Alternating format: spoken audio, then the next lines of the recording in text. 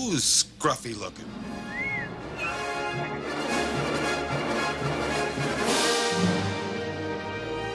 Welcome back to the Talking with My Hans channel, everybody. If you can believe it or not, this is the Phantom Menace audio commentary for our 100th subscriber special. I never thought in a million years that we would get to 100 subscribers. That's actually insane to me. I don't make these videos to get subscribers or to, make money or any of that. This is literally just an outlet for me. So the fact that 100 of you have thought, wow, this guy's worthy of pressing the subscribe button is sort of ridiculous. So this one is for you guys. If you're watching with us on Disney Plus, I'm at the 00 timestamp right at the beginning. So I'm going to press play here in a minute. We're going to watch The Phantom Menace together. I got a bunch of notes written down. I'm good, but I'm not good enough to do this off the cuff. So I got the notes, and we'll be ready to go. So we're going to press play here in 3, 2, 1. Just some housekeeping things to get out of the way while we watch the 20th Century Fox logo pop up. So this is our 100th subscriber special, like I just said, and we're doing the Phantom Menace. So as you can imagine, if you've read some of the descriptions in my videos, we're going to do more of these. So at 200 subscribers, we will be doing Attack of the Clones. 300 subscribers will be Revenge of the Sith. And then we will be going to Solo. Rogue One will be 500, if I'm doing my math correctly. It's not really that hard, but then we'll do A New Hope, we'll do the original trilogy, and then we'll do the sequels. And that'll bring us to 1,200 subscribers, which might be never. So we might never get there, but I hope we do. I hope that you guys continue to keep on watching. It really is quite the privilege to have you guys subscribe to the channel. You guys really keep me going. Okay, let's get started as the opening crawl rolls up.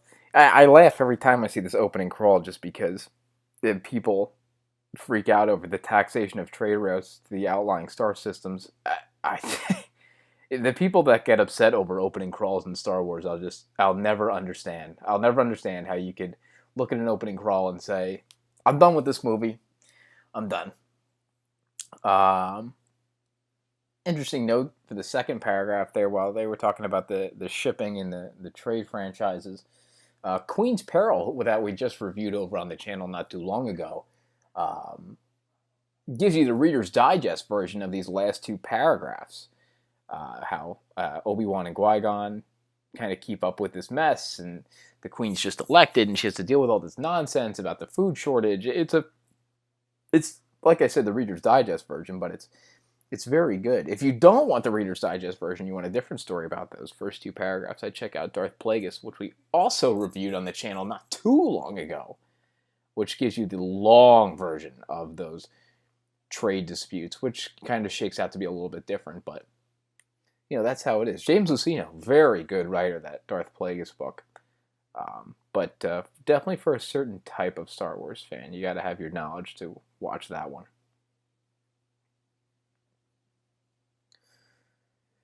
I actually have that ship in Lego, that red blockade runner. I don't know when that came out. It must have been years and years and years and years ago. 2 decades ago, maybe that ship came out. But I have it. It's up in my attic, actually. It's not here on set. Maybe I should get it down. It's dusty as all hell, and I hope it's not broken up there. But maybe I should bring that out on set. That's pretty nice. Hope you all have your popcorn or your snacks or whatever you guys do when you watch movies. I got a nice cup of coffee here, so if you guys hear me take a sip, which I'm about to do, please don't mind me. This is just how I watch movies.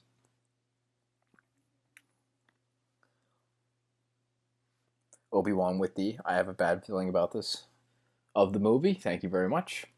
If you're scoring along at home, you can check that one off your bingo box. There's a few of those in here, first C-3PO and R2-D2 appearance, and I have a bad feeling about this, the typical Star Wars stuff.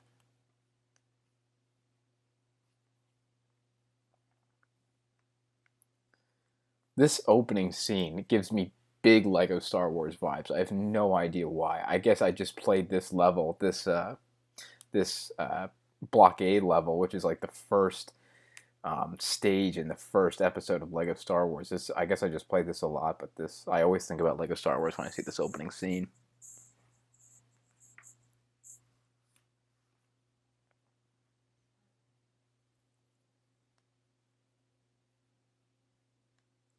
New Gunray and Rune Hacko in this scene, it's really funny how they're absolutely terrified of Qui-Gon and Obi-Wan, who are like the most gentle human beings in the entire galaxy. It's hilarious. They think they're going to come after them and kill them. Like that's always been in the back of my mind when I watch this scene. Sidious must have really had his way with these two, as we see him pop up on screen now. Really must have brainwashed these guys into thinking that the Jedi were out to get them, which makes sense in the grand scheme of things. Another connection to Queen's Peril. We get to see the first, not the first meeting, but we do get to see one of the earlier meetings between Sidious and Nute Gunray, and we get to peek inside Sidious's thoughts, which is always fun when you get to go inside the Emperor Sidious Palpatine / and when you get to go inside his head. But again, Queen's Peril gives you the Reader's Digest version. Here we go. They're going to shoot this ship real quick. Anyway, as the ship just gets completely murked, and they start pumping dioxins. What was I saying? Oh, anyway, Queen's Peril gives you the Reader's Digest version of their first few meetings, Sidious and Rune Hacko and Nute Gunray. But Darth Plagueis, man, that book really goes in depth in how they all meet and how Sidious gets to know them and how they scheme together. Is crazy. Crazy. You'll probably hear me reference Darth Plagueis, the James Luceno book, a lot during this commentary, so be prepared for that.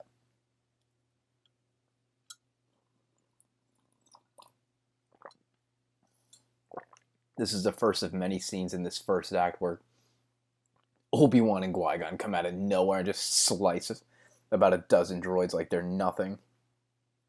It's hilarious how ineffective the droids are, especially those B-1s against Jedi.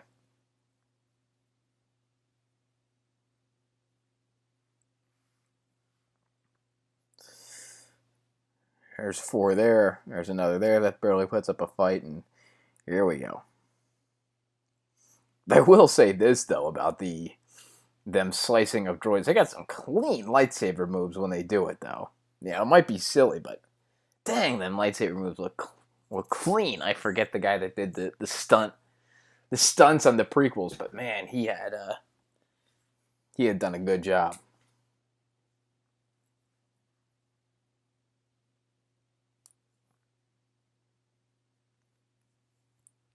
Qui-Gon's just giving it his all right now. Here we go, droidicas.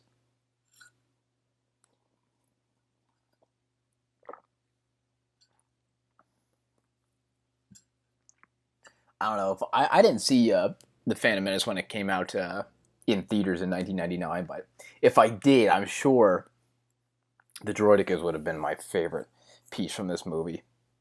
They are so cool, and they've always been the coolest droid. I'm not even kidding. Magna Guards, Super Battle Droids, doesn't matter. Droidicas end up being the coolest droid in the entire prequel saga.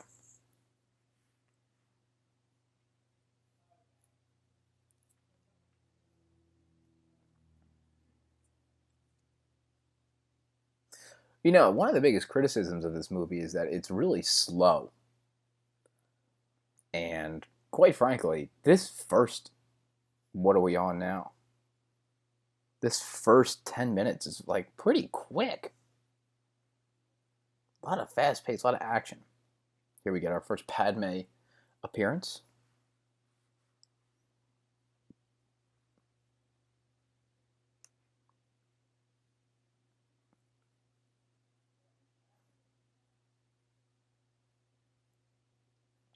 Get some Handmaiden cameos in the back. Ever since I started reading those E.K. Johnson books, The Queen's Peril and then Queen's Shadow before that, I keep looking at the Handmaidens. Whenever they're in the shot, I'm always looking at the Handmaidens, trying to figure out which one is which. I have a problem with all those names, but like I know all of them by name, but I have a hard time putting names to faces. So we're working on that. We're still learning here on Talking with My Hans. But one of the best things one of the best retcons, I hate the word retcon, but I guess one of the best retcons of the new canon is them trying to work in the Amidala voice, the very monotone queen voice that Padme uses. I don't know what their thought process was when they made the movie and she started doing that voice, and then regular Padme has a different voice.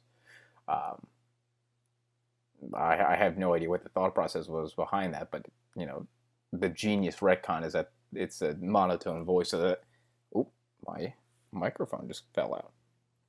It's a monotone voice so that all the girls can mimic it. Beautiful. Really good work on the part of E.K. Johnson.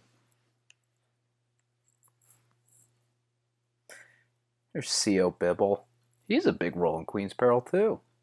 And then Panaga, of course, who, if you don't know, becomes an Imperial Moff of Naboo, of the Chamel sector.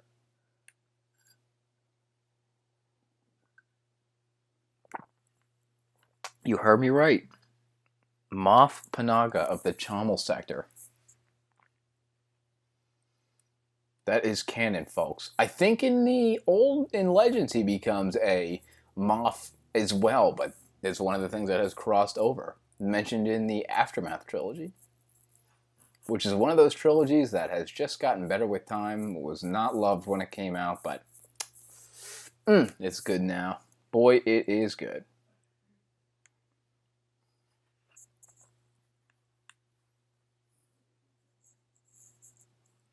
Where is the hologram for these two? I always wonder that when they show up on the top of this ATT.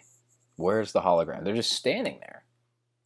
I guess it's it's any Star Warsy thing. It doesn't really need an explanation, but couldn't they just put a little thing there on the ATT or whatever it is? Oh, here we go. Get out of the way, Jar Jar. What are you doing?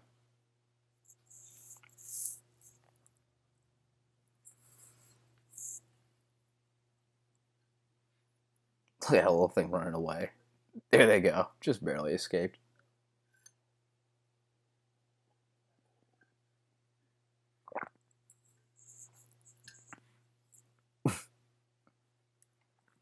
One of the great prequel memes of this movie.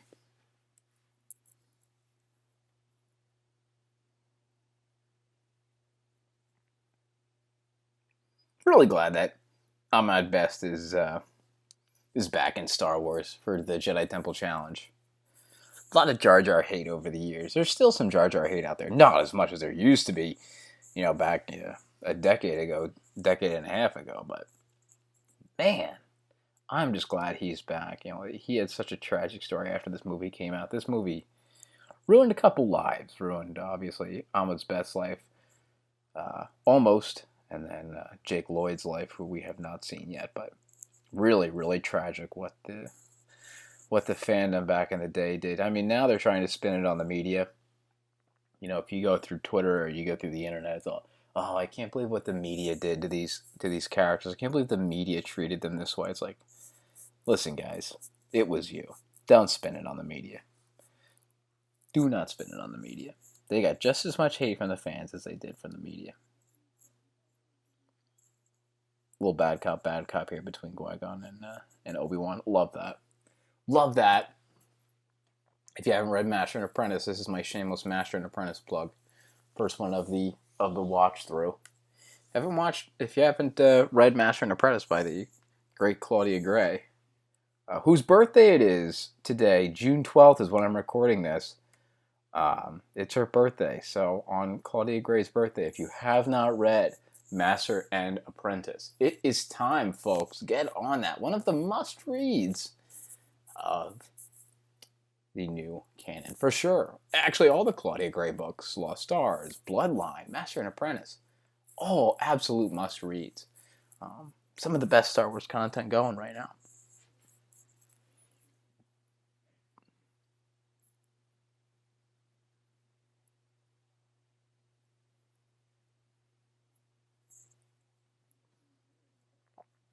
The prequels obviously are loved today, and for a lot of reasons. But one of the reasons I think the prequels are so loved today is the locations that they gave us.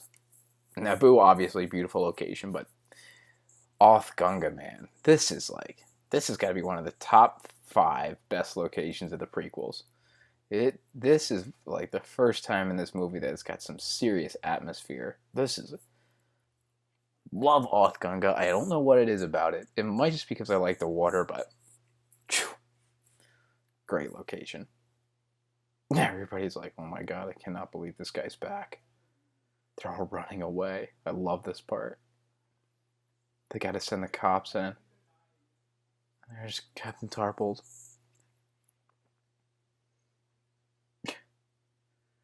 Not again.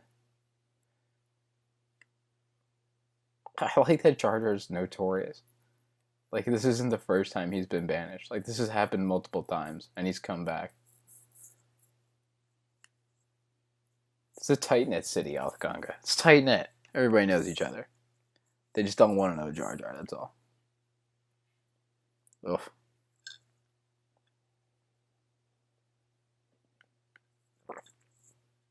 Who came up with the Boss Nass voice? Does anybody know? Boss Nass, man. Not one of my favorite characters in this movie. Hilarious. Not, like, actually hilarious, like, haha funny, but, like, ironically funny, you know what I'm saying? Like, he's funny because he's not funny. I don't know who came up with this character. I guess it was George and some others, but whew. This one is a no-go. This one's a no from me, dog. Boss Nass gets a no from me. And the shaky does. I don't know what that's all about. There's Qui-Gon using the ye old Jedi Mind-Trick. I would have freaked out if I would have saw this in theaters and Qui-Gon's using the Mind-Trick. Because, obviously, it's a staple of the original trilogy. The Jedi Mind-Trick. An absolute staple.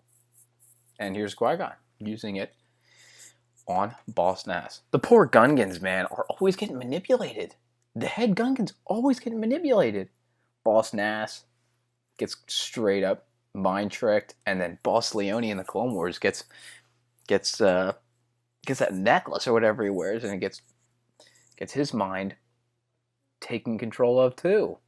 What is up with these Gungans? Can they elect one guy that does not get mind-tricked?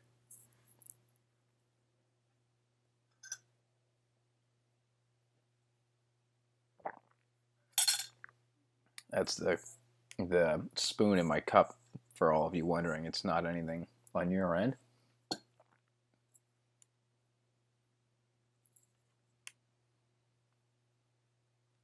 You know what? I bet you Boss Leone's in this room somewhere. All these Gungans look the same, but I bet you Boss Leone's in there, and he's thinking to himself, wow, this idiot. I can't believe he just got mind-tricked like that. And yet, he's going to get mind-tricked himself.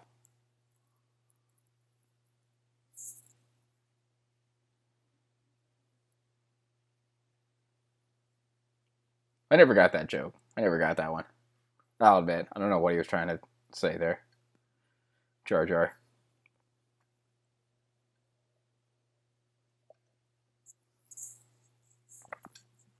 Once again, if you're just tuning in, if you've decided to skip ahead in the video, or this is our 100 subscriber special, we'll be doing more of these. I don't know why I just said that. No one's skipping ahead in the video. Actually, if you're still watching right now, you're watching along with us. I'm surprised. You're working on 20 minutes here of The Phantom Menace.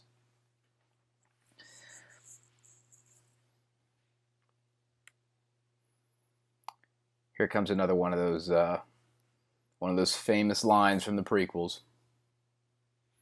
Not this one, but you know, this one's famous in its own right.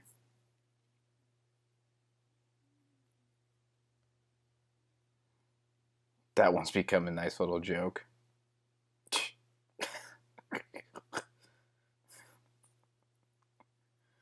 I don't know how you don't find Jar Jar funny. This guy's hilarious. Oh, here we go. Ah, yes. Say it, Qui-Gon. Say the line. Yeah, that's the one. Nice.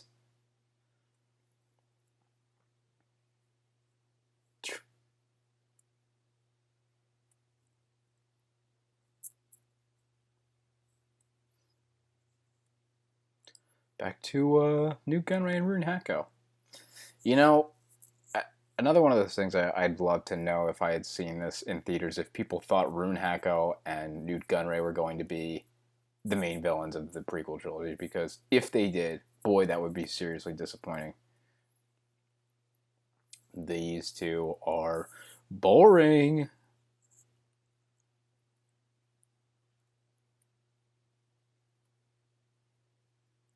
Oh. It's just boring. Rune Hacko, Newt Gunray. Snooze fest.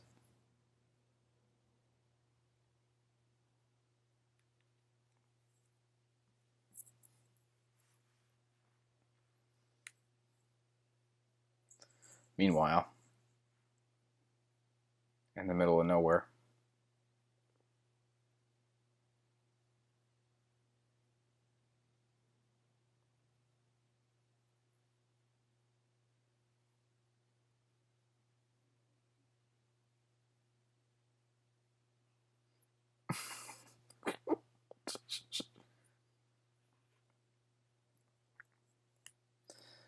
Some of these monsters are a little rough around the edges with the CG, and especially now that we have this 4K version on Disney Plus, some of the monsters are not the best computer animation work. But let me tell you, for 1999, this is crazy. I mean, this is really good for 1999.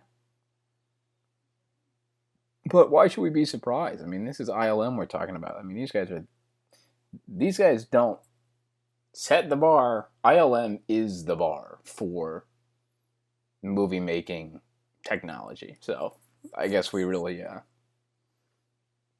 shouldn't be surprised. Here comes one of the most iconic shots of the prequels. A couple of iconic shots right in a row. This one of Theed, and then the Queen, of course, looking out the window. Two absolutely iconic shots of the prequels, back to back. This is a moment that's covered in Queen's peril. Kind of nice.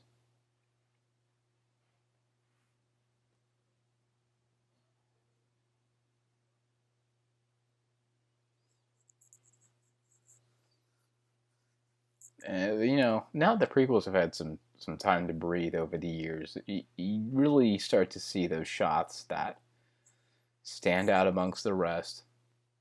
This is our first deleted scene moment where they're about to go over the waterfall. That scene was bad. You know what? Let me interrupt my own thought about the shots for deleted scenes. And I'll interrupt another thought. This is our first moment where it's Sabe and not Padme in the Queen's outfit. Padme's in the back.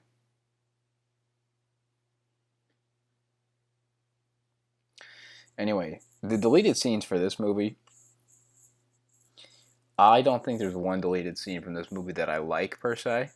I don't think there's one that I think that should have been in, so they did a good job on this movie of cutting out the scenes that needed to go, because the ones that are for this movie could have easily been skipped. Like the waterfall scene, was just so unnecessary. So I'm glad they cut that.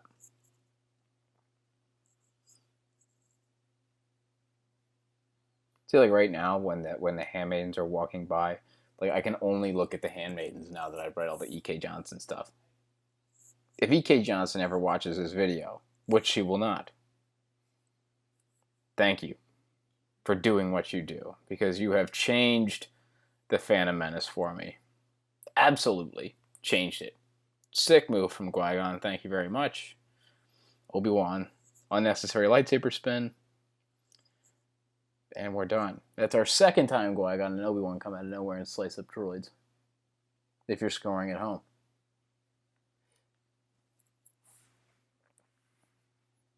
Well, the negotiations never took place.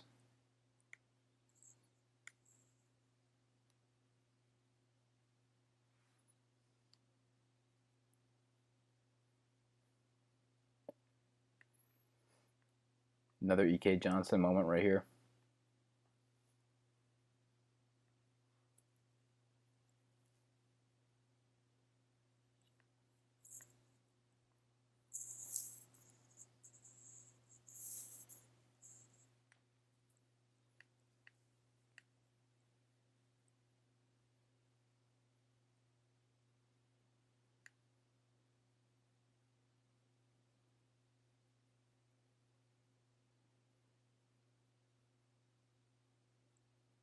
There it is.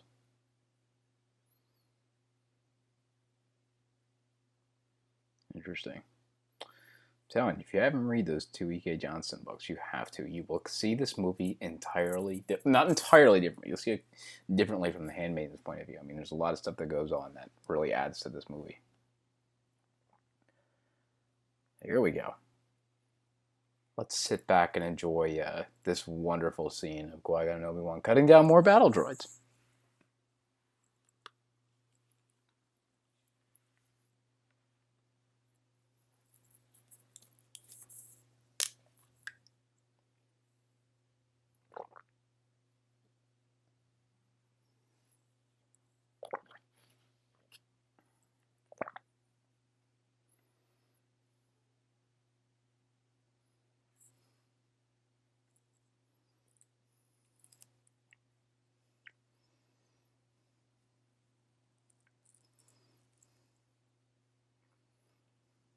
Did they actually think when they made these battle droids that they would be useful against a lightsaber?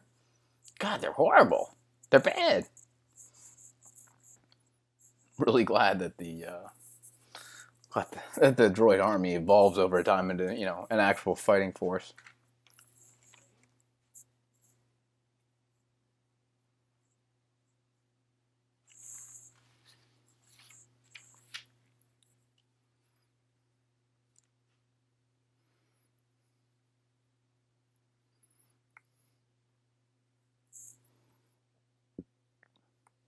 Let me tell you, if you can name all these droids in this room, I'll give you $100.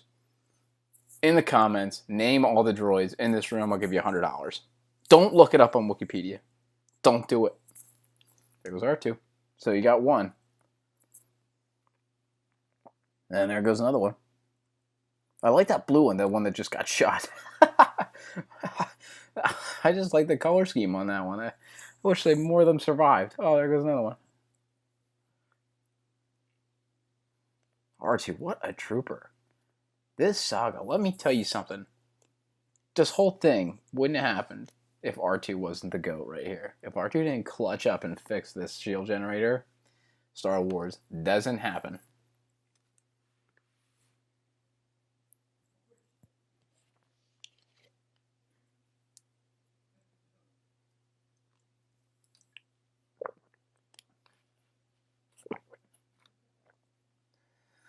Reek Oli, the pilot. Not a great actor, but a decent pilot. This is the joys of doing a live video. Hope you're enjoying this audio commentary. There are more to come. The more subscribers we get, we'll keep doing more. We got 2 more prequels coming up. If you're a big prequel fan, man, love the prequels. I love the prequels. Grew up on the prequels. This is one of those movies that I've probably seen, God, 40 or 50 times. Some of you have probably seen it more. But I watch this movie all the time. And you know what? This movie, compared to the rest, ends up getting loved a lot by the people that I show Star Wars to for the first time. 2 or 3 people really like this movie. It's in their top 3 or 4 of Star Wars movies, so it says something. And here's our very first Darth Maul appearance of the saga.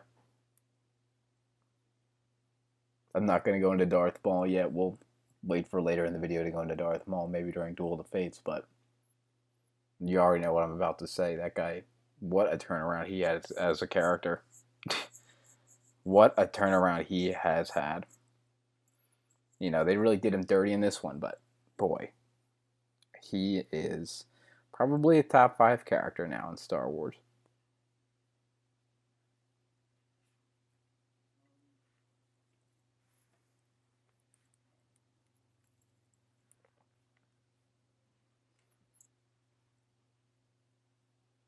Sure, Sabe gets a kick out of telling Padme to clean up this droid.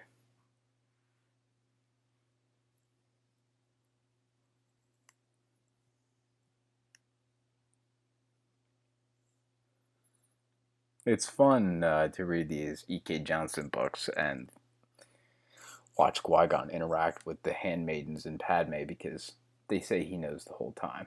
Qui-Gon's not fooled by the disguise, which makes sense, but It's fun because Qui-Gon really helps out here, and they all see it. There's Padme. Padme glowing in this movie. Look at that. God, clear skin.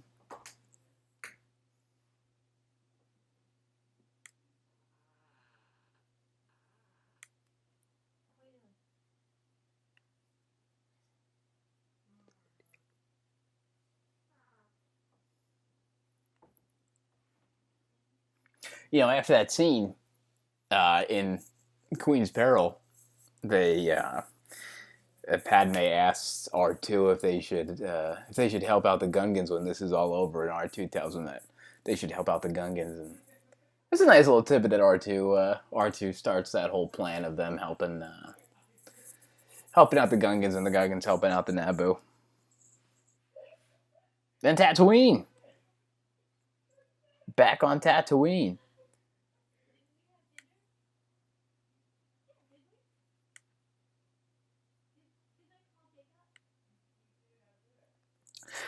So here's the thing about Tatooine in this movie. We go there chronologically in real world time. We go there in 1977, and we go there again in 1983, and now we're back in 1999. Is this too much like, in this, we're going to go back in Attack of the Clones, and then we're in it again in Revenge of the Sith for a little bit, but just for a little bit. Is there too much Tatooine in Star Wars? Like, it's supposed to be this remote nothing world, but we're here all the time, and like, I understand that, like, it's big to the story. Anakin's born here, and Luke lives here, and it's a big asset to the story, but is there too much? Like, do we see too much Tatooine in the movies? A couple of quick little cameos there when the bikes in the back go by. That's a Shadows of the Empire reference with the swoop bikes. And then coming up here on the left, if you have not seen this, I'd be surprised and you're watching this, but if you have not seen this little cameo of Luke's land speeder there on the left side of your screen, there you have it, painted green.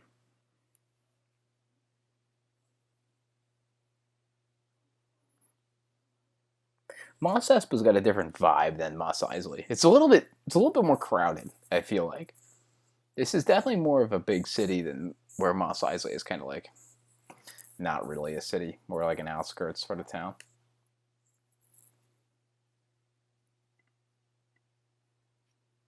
Ah, yes, Nubian.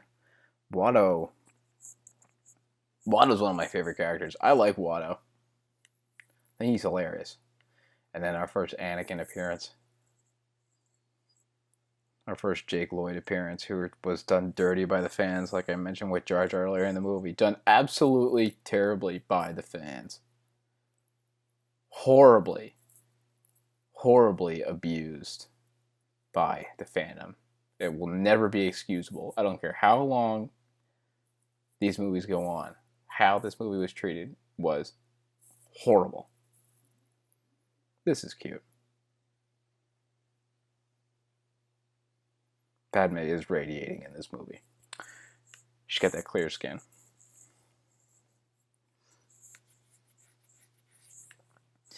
You know what? When Anakin goes to Iago in the Clone Wars, that one episode, was it season 2? Season 1 or 2? That's a great episode. I love that. That's not an episode that's talked about a lot, but I love the episode where he actually goes to Iago and sees the angels. It's actually one of my favorite. And he meets that little boy that's just like Anakin. God, I love that episode. One of my favorites. Probably not my top 10, but definitely an honorable mention.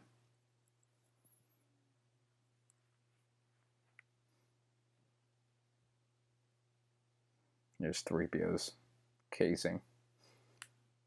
Jar Jar tripping over himself as usual.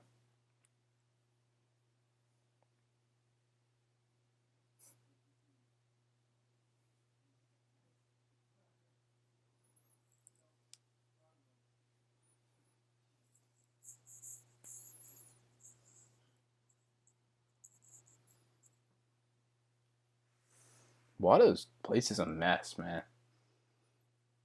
This guy's got Anakin, he's got Shmi, he's probably got more workers there that he's not paying. Could you at least get them to clean up the junkyard a little bit? Dang, dude.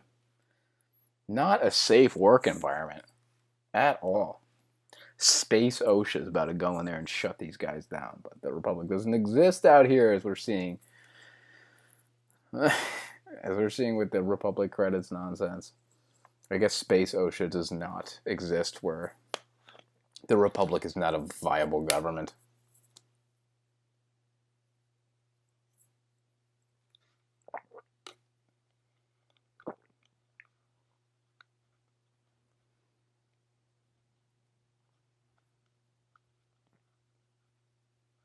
Anakin showing off a little bit for Padme. Flexing his, I'm good at building things. Yeah, it's no big deal. Just trying to stay alive here, Padme. No big deal.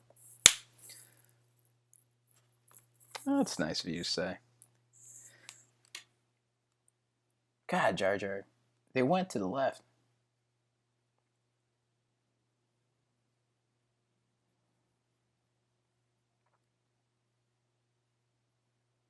God, I hope you guys are really enjoying this. Watching The Phantom Menace. I'm sure you're enjoying the movie more than me talking over it, but I really had no idea what to do for 100 subscribers. This was the best I could think of, to be quite honest with you. I don't know how to repay all of you for hitting the subscribe button, liking the videos, commenting, doing all that fun YouTube stuff, but you know, I guess the best thing I could have done is sit down and watch Star Wars with you guys. You know, you guys hear me preach about Star Wars all the time on the channel. The least I can do is actually sit down and watch the movies with you guys. So I guess that's my internal reasoning for doing this, other than just wanting to hear myself talk. So hope you guys are enjoying it. More to come. Always more to come on the channel. That guy's an action figure. I don't have him, but somebody does. 7 Whoopi. Oh, first Sebulba appearance.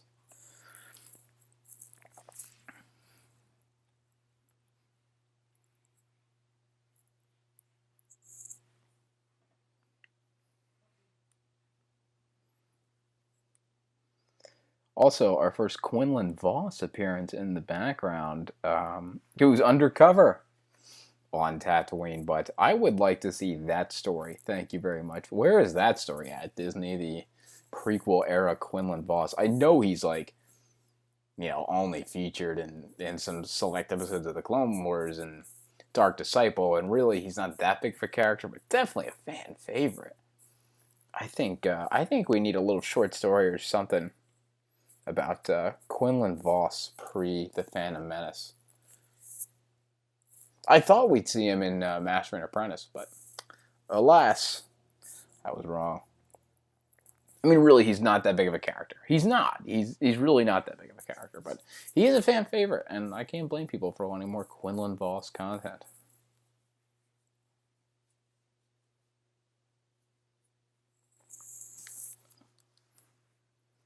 You know, there's some select scenes in this movie. I talk about this with my friends all the time, that I see the Oral Knots version. If you haven't seen the Oral Knots Star Wars stories, you have got to watch them. They are hysterical. And there are some scenes in these prequel movies that I quote in my head, the Oral Knots version of the scene, just because it's that funny.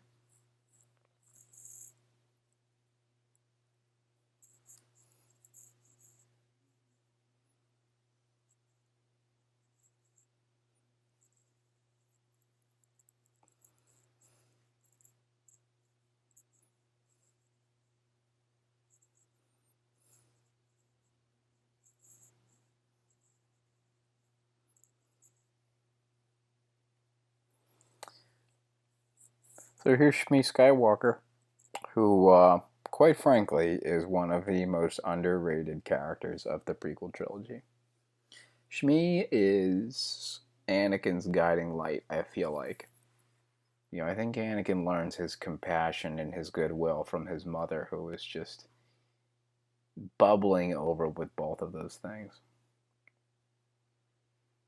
There's that gray thing just above C-3PO's chest, and that gray thing next to the Maz Kanata statue that I don't know if that's an official retcon yet, but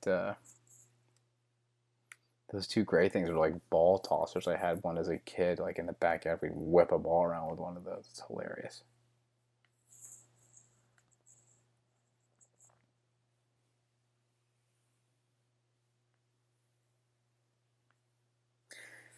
You know, one of the things that this movie gets criticized for is that Anakin builds 3PO.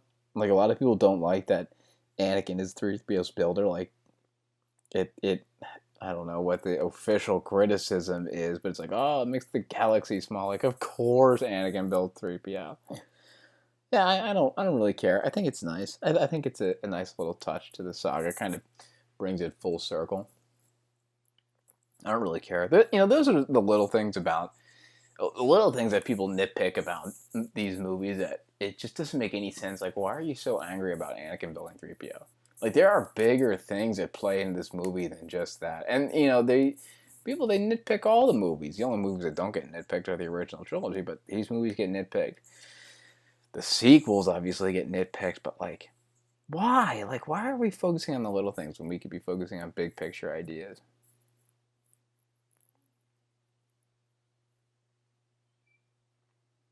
Nice little Darth Maul and Darth Sidious scene.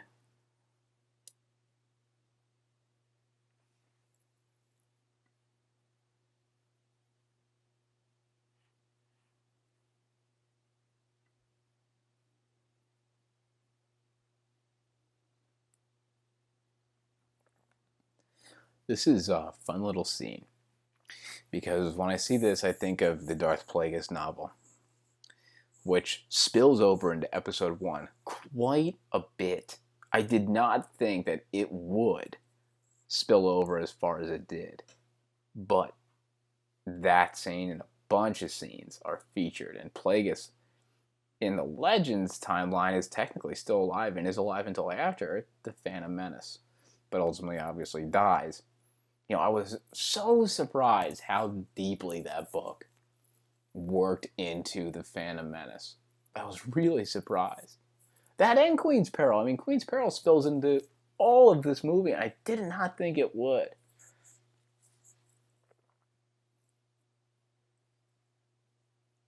This scene, this dinner scene, as we're watching this, I think this is one of my favorite scenes in the prequels. For a couple of these lines, especially this little exchange.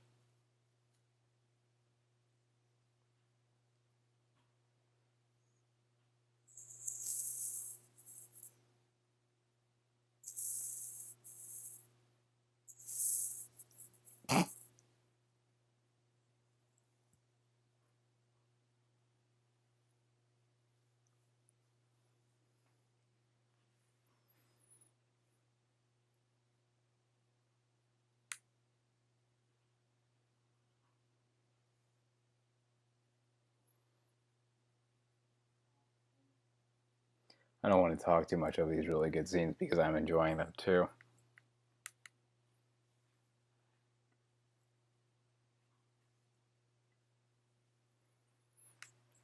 I love that scene, that little tie-in scene with Anakin where he says, "Oh, nobody can kill a Jedi," and Qui-Gon's talking about killing Jedi. It's just a great role reversal because of the obvious events of the trilogy. Anakin goes and kills a bunch of Jedi. But this is it's interesting the way this trilogy starts with Anakin and the way the trilogy ends. This trilogy starts with essentially this Anakin who's the purest version of himself, where he says, "Oh, nobody can kill a Jedi," and he's giving away himself. He's being so selfless. He's putting his life at risk for Qui-Gon and Obi-Wan and Padme. He's telling Qui-Gon that he's going to race for them. He's going to put his life on the line. It's an extremely dangerous sport just to get them off the planet. Like, it's out of his hands once it happens, but just to get them off the planet and give up this big purse would help them out of time. He's being so selfless. But at the end of this trilogy, he's so selfish. It's great. Like, he cannot let go of Padme. He's so angry at Obi-Wan for ruining his training, or whatever it is. But it's crazy how the arc of this trilogy completely turns Anakin upside down. And then again in the original trilogy, it flips back over and he ends with a very selfless act of trading his life for Luke's. So he does the 180 and then does the reverse 180. And Qui-Gon, I mean, he knows. Qui-Gon looks like he knows. I think that's a big running, not gag, but a running thing in this movie is just how much Qui-Gon knows.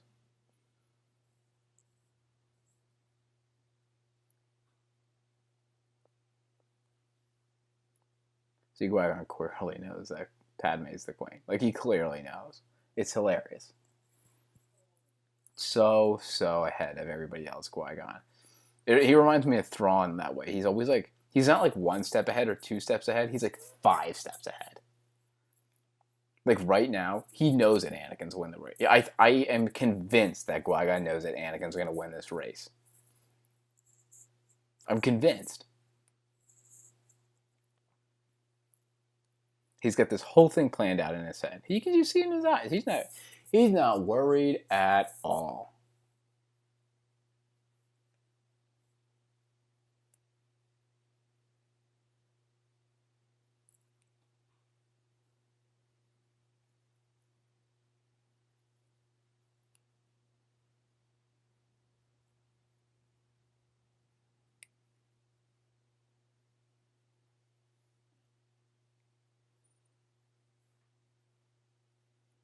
See, he already knows.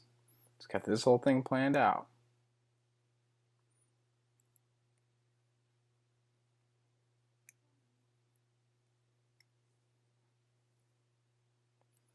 You know,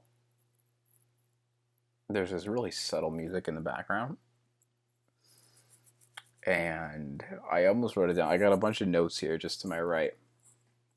I almost wrote down that this movie has the most Harry Potter-like music for whatever reason. I guess it's just because John Williams just did The Sorcerer's Stone a couple years before this. But there are multiple scenes in this movie where the music plays and like that song, that background music would fit perfect in Harry Potter. Just must have been a little John Williams kick. Just must have been what was cool at the time for John Williams. Well, who am I to question the genius of John Williams? Who am I?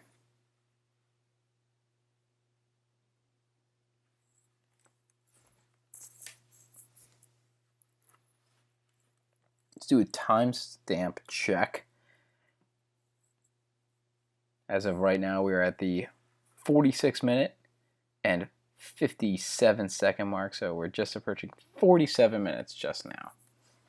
If you're watching along at home, thank you again for watching.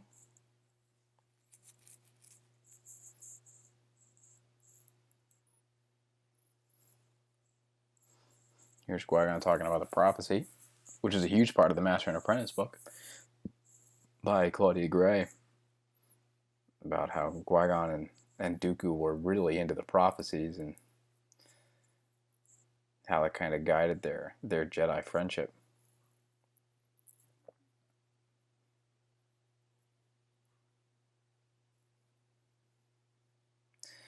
You know, Qui-Gon says, he doesn't know if he can help Anakin.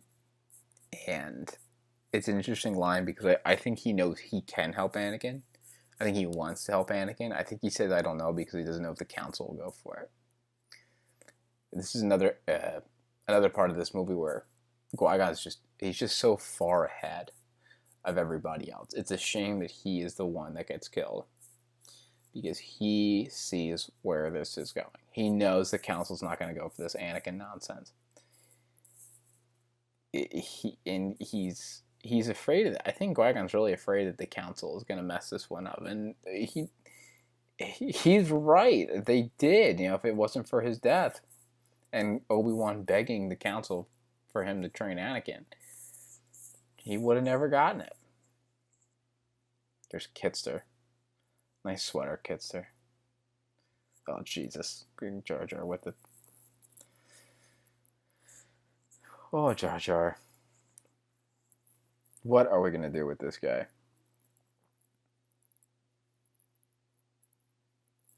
let me tell you something. The Jar Jar episodes in the Clone Wars are actually hilarious. I love Jar Jar. A lot of people don't like Jar Jar in the Clone Wars. I love Jar Jar in the Clone Wars. That guy is actually hilarious. Like the episode in season 1 where they go to Cato Nemoidia, or not Cato Nemoidia. They go to Rhodia, and Jar Jar pretends to be a Jedi and crushes Padme's ship. Oh my god, I laugh every single time.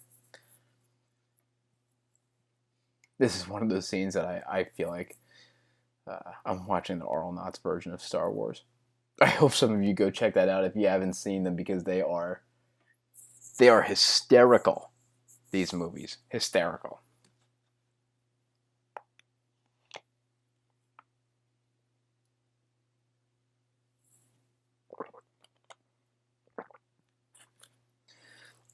Out of all the prequel memes, I think I use that one the most. It's working. I don't know why. I just seem to use that one the most. It's probably because I fix a lot of things. Like I work at a few places where I'm required to fix things, and saying that it always slips out one way or another. I love this Night Moss Espa scene. I say it on Twitter a lot. If you follow me on Twitter, at @talkwithmyhans_. I've said it on Twitter. I said it to my friends a bunch. So if my friends are watching this and have made it this far, good on them. But this movie, out of all the prequels, probably has the most atmosphere. I mean, just this scene especially, like this night with the lights in the background and the warm hues. Oh my god, atmosphere, my guy, atmosphere. And the first midichlorian reference. You know, midichlorians. There's still divide in the fandom on whether midichlorians are good for the Force or bad for the Force. Not like a health issue, but story wise, like were they necessary, were they needed, or was this one of the places that George Lucas was allowed to go too far? I think it's another one of these, another aspect of this movie that is criticized a lot, and especially the prequels in general, that I tend to agree with more often than not, is that George Lucas was allowed too much free reign. And it's a slippery slope, because George Lucas in 1999 was pretty much king of the world. He could do whatever he wanted. And if George Lucas came up to you, if you're 20th Century Fox and George Lucas says, I want to make 3 more Star Wars, you can't say no. You're not in a position to say no. And if you tell George, well, yeah, you can make them, but we're going to have to limit you. Yeah, they're not thinking that. The first 3 Star Wars are an absolute hit. All 3 are absolute bangers. So, like how are they going to say, no, George, we're not going to give you unfettered access to all things Star Wars. Like, you're going to run the show. And George Lucas isn't thinking, I want to get, I want to have different directors for all these. But, that led to these moments where, like, the midichlorians, the Jar Jar, you watch the episode 1 documentary where they say, oh, I think we might have gone too far in a couple of places.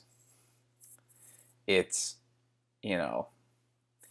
it's one of those things where I feel the pain of the production crew letting George go too far. Because he's got these great ideas. Like, he's just got this wonderful, absolutely fantastic mind, but his ability to rein in his ideas and really concentrate them is noticeably gets worse as the time goes on. The only reason A New Hope, at the time just Star Wars, was so good was because George had to condense.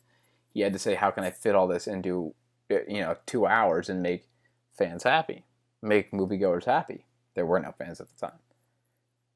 But as time goes on, he's just got all these ideas, and it's so much fluff and nonsense, and I don't know.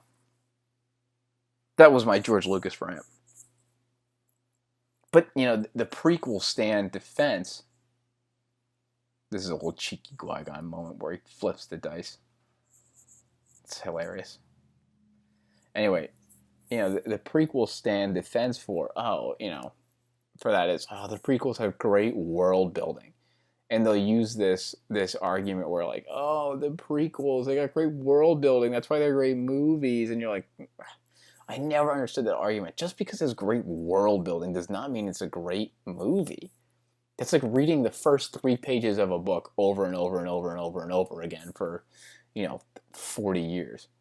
World building is a great part of a movie, but it's not the movie. So I'll never understand that. But that's also when someone says, oh, they had great world building, and that's their only defense of, or one of their only defense of, the prequels, it shows their lack of story understanding. When you talk about world building, it's supposed to be just a little bit. It's okay to have some world building, especially in saga films like this, especially Star Wars. It's okay to have it, but it cannot overtake the story, and sometimes it does.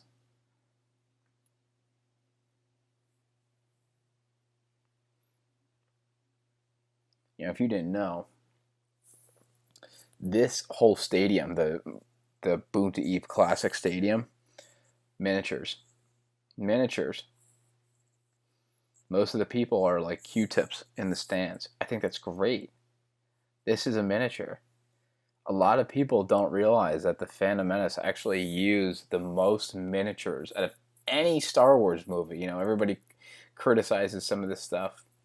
Criticizes the prequels for the CG, and let me tell you, the CG is abundant in Attack of the Clones and Revenge of the Sith, but not in the Phantom Menace.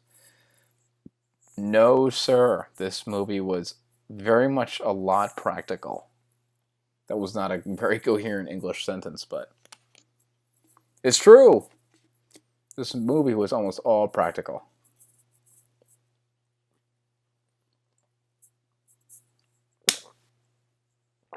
I'm still drinking, guys. I'm sorry. If you're hearing that in the background, it's me.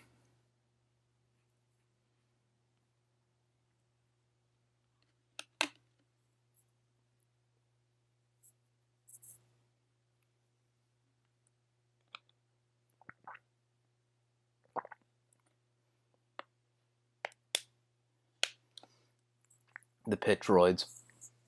Hilarious. Anakin's got some serious fan support, man. For being a big-time loser, he gets a big cheer.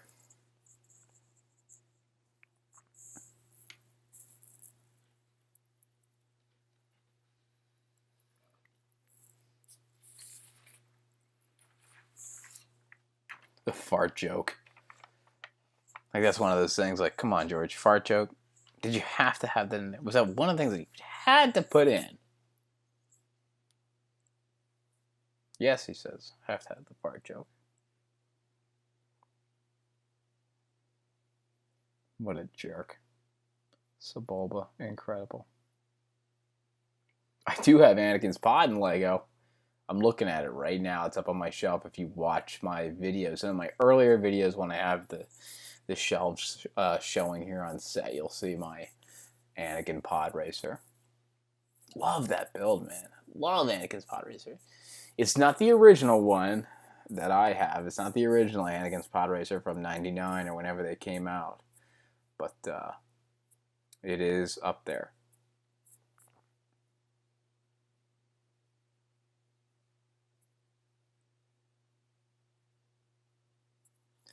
Another one of those Lego pieces that I wish I had was the original Sebulba's Podracer from 1999, the orange one.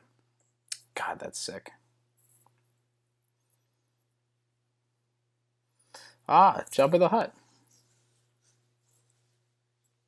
And Bib Fortuna.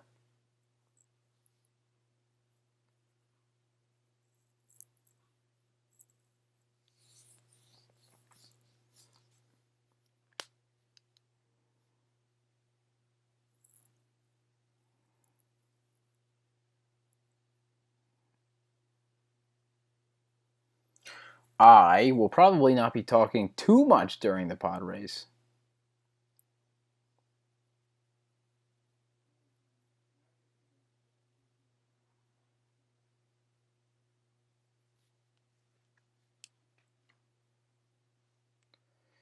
But yeah, I'm not going to be talking too much during this pod race. It's probably my favorite scene in this whole movie is this racing scene. It is just so cool. The sound effects are amazing. The Anakin pod racer sound effect is probably one of the best in the whole saga. There, I said it. Definitely one of the best. So, grab your popcorn, folks. Grab your snacks, your chips, your coffee, whatever you got in your hand, because we're going to sit back and we're going to enjoy the pod race for all it's worth. I won't talk too much. If I see something, I'll say something. But let's all sit back and enjoy the pod race, will we?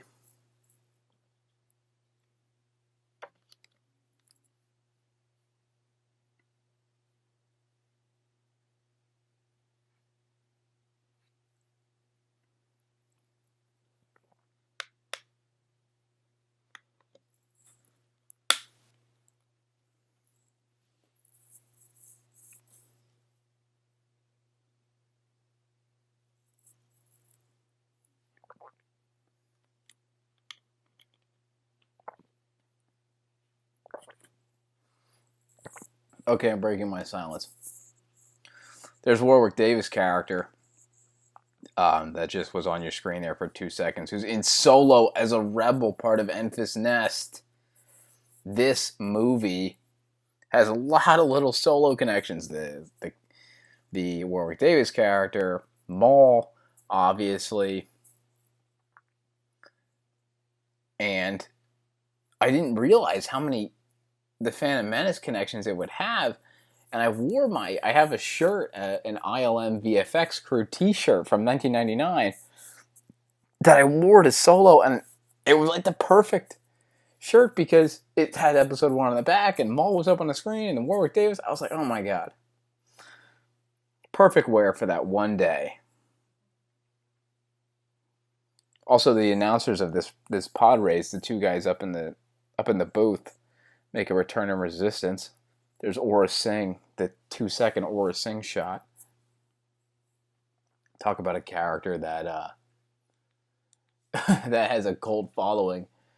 I just posted on Twitter a couple days ago about Captain Vaughn, who shows up for literally 30 seconds in the Clone Wars and is like a fan favorite. Star Wars does it like no other franchise with these characters that show up for 2 seconds, like Aura Singh, and have this cult following. It's hilarious. I don't know why, but they just do.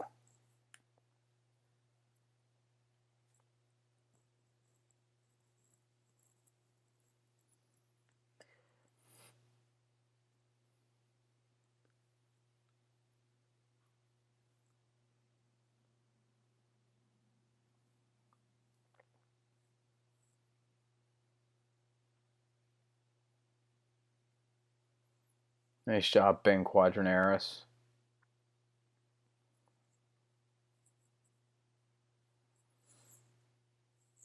Again, another one of those things I'm going to talk about 1999, but, you know, for the time, this pod race, let me tell you, it's up there. It's up there in some of the great VFX shots in history. Here's my question. As a racing enthusiast myself, why are we taking a pit stop in a 3-lap race? Why would you? It's 3 laps. Go around that thing 3 laps. Why are we changing engines and stuff in the first lap? Here comes Annie.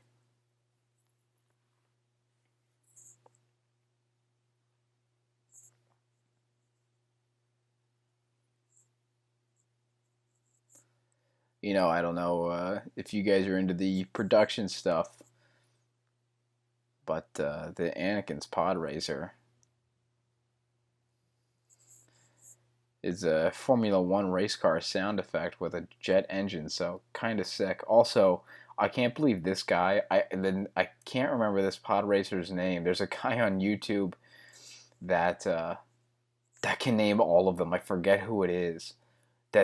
Who just loves Star Wars Pod Racer, the video game, and can just name all the pod racers, which I think is hilarious.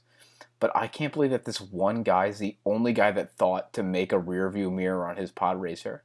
How was he the only one? Nobody else has a rear view mirror except for that guy? Like, wouldn't you think that would come standard with a pod racer? I don't know, man. I don't know. I guess I don't make the Star Wars rules, but it just makes sense to me.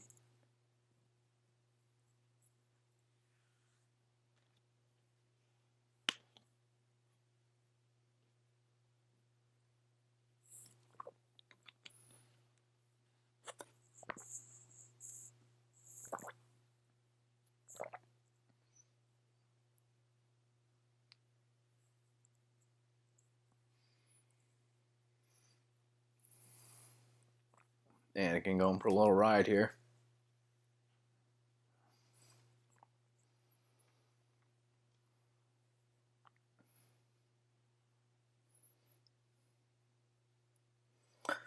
Yeah, this scene, this little moment in the pod racing where Anakin fixes his pod racer on the fly, gives me Luke Skywalker vibes when he pilots.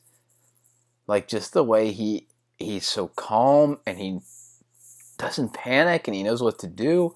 You know, Luke in A New Hope jumps into an X-wing for the first time in probably the biggest battle of the Galactic Civil War and just never panics. I guess that must be it's obviously a trait of these very powerful Force users that they just don't panic and they're always even keel. But that's one of those scenes, Anakin fixing that pod racer, where you really notice that he's very, very, very in tune with the Force.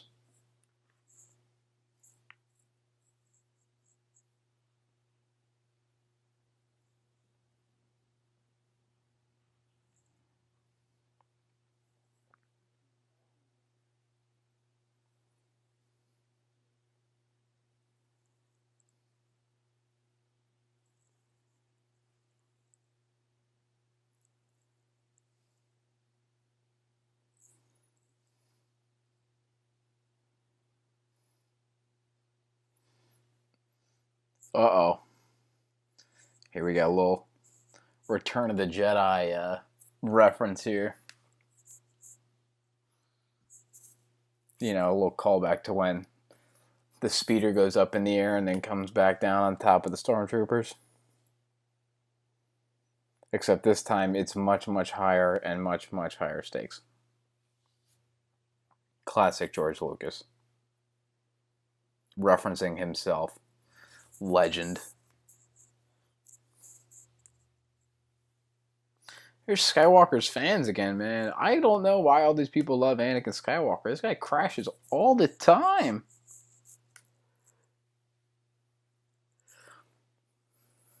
Nice.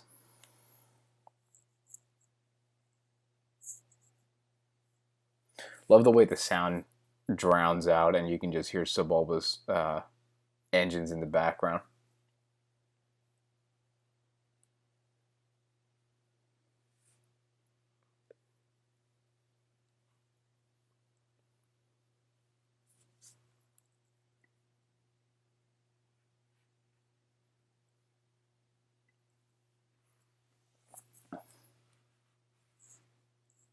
Here we go, another one of those moments where Anakin just does not panic. Like he just keeps it even keel.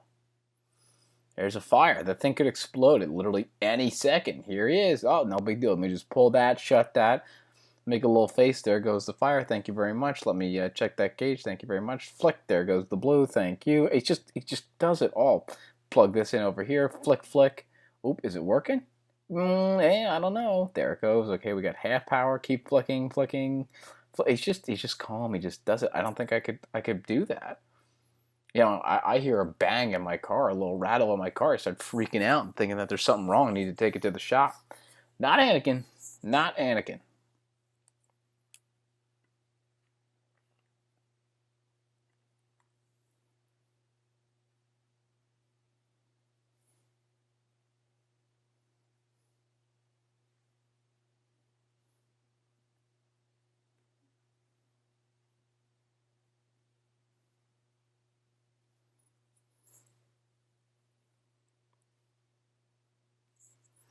Now we're on to the home stretch here.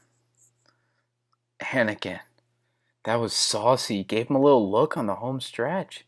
Shouldn't have done that, Anakin. Should have just blown by him. Kister does not like what he is seeing right now. Qui-Gon's trying to remain calm. I love that.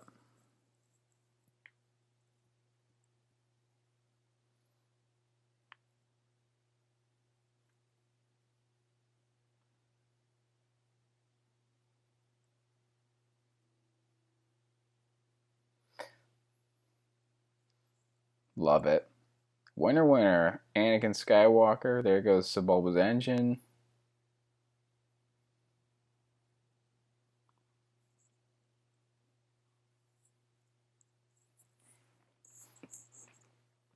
Excellent job, Anakin. There's win number one. I wish we got more pod racing content in Star Wars.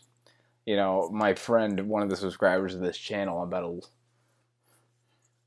about to leak his idea. But nobody take this idea if you've made it this far. Nobody take this idea. He wants to write a TV show about pod racing and about the underworld and stealing black market parts and doing it in, you know, the heyday of the Empire when it's illegal. God, that'd be cool. It'd be like a Need for Speed, but pod racing. That'd be so cool. Love to see something like that. Maybe a book, maybe a comic. If it was a TV show, it'd be amazing. But more pod racing, please.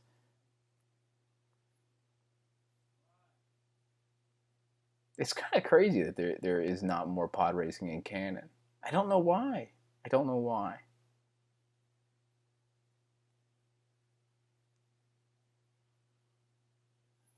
Watto's life is spiraling downhill, all in one little race.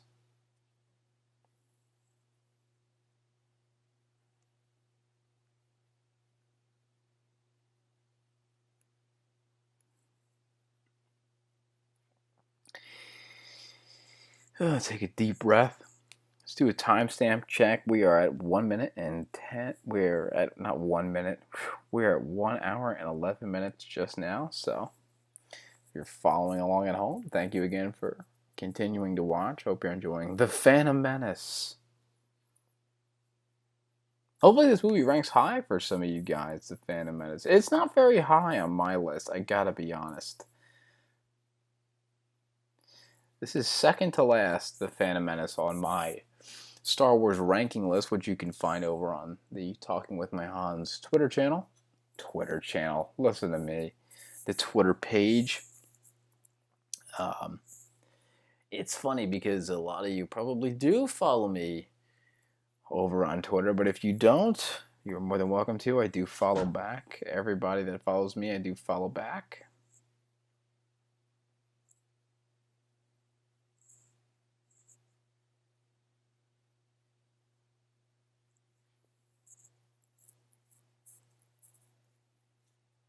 But anyway, I'm having a hard time doing this audio commentary because I'm watching the movie and very much into the movie, but also trying to provide this some sort of information to those of you that are watching. But anyway, Phantom Menace not very high on my list, folks. Second last. And as I was saying, if you follow me over on Twitter, you will have seen me reach 1,000 followers and then post that list as my 1,000 followers special of all of the rankings of my Star Wars movies. This movie, second to last.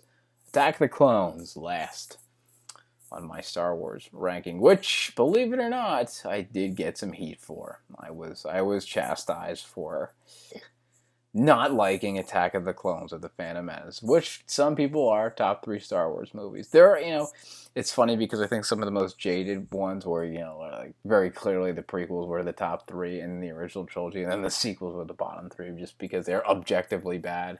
Hashtag objectively bad. But, it just for me, these two movies, they haven't quite done it for me.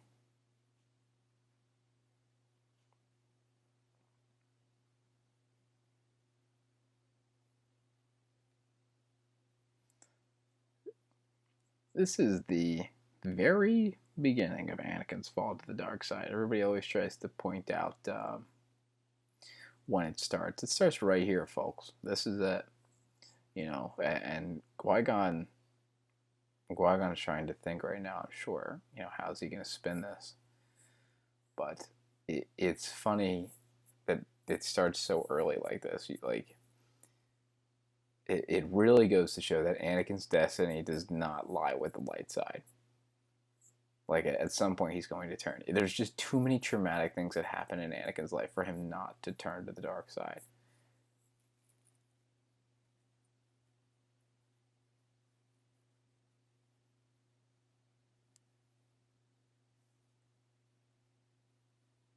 I don't like that Qui-Gon and Shmi little shoulder touch there. I do not like that.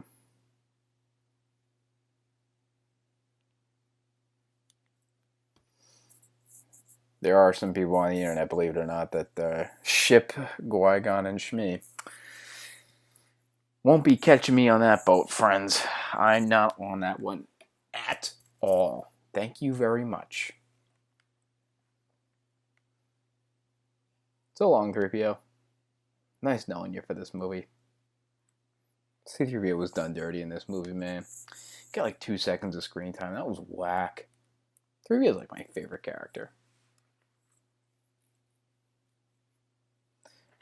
This is a sad little scene with Anakin and his mom.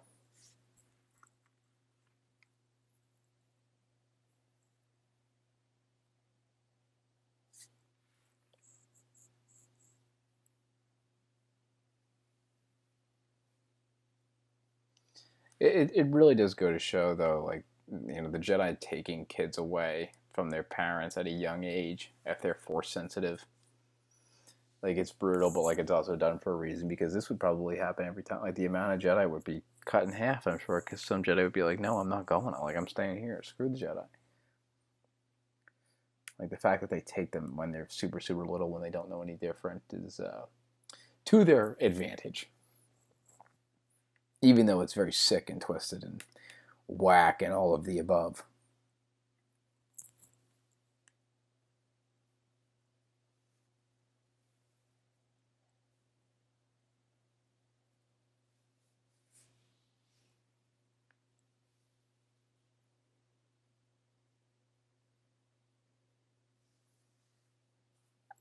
Shmi tells Anakin not to look back.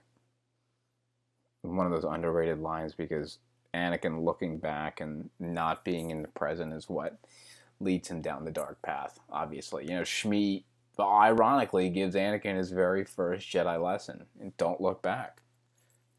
Always be in the moment.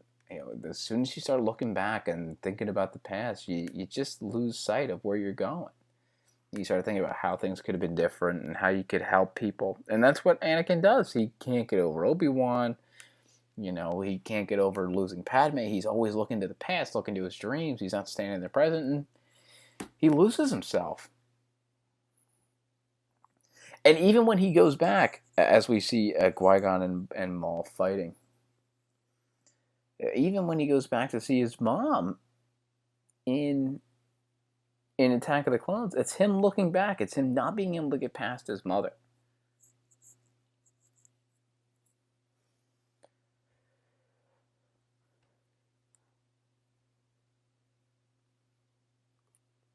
Great little fight here. Underrated fight, I must say. Qui-Gon and Darth Maul right here on Tatooine. I don't know why, but his lightsaber always looks orange to me in that scene. Why?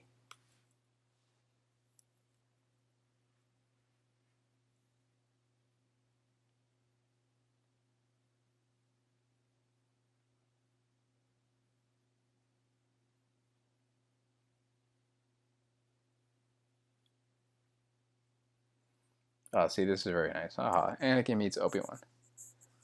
Pleased to meet you. I bet, Anakin. Dude, you're gonna wipe the guy's ass off the floor of your own little battle station in a couple of years.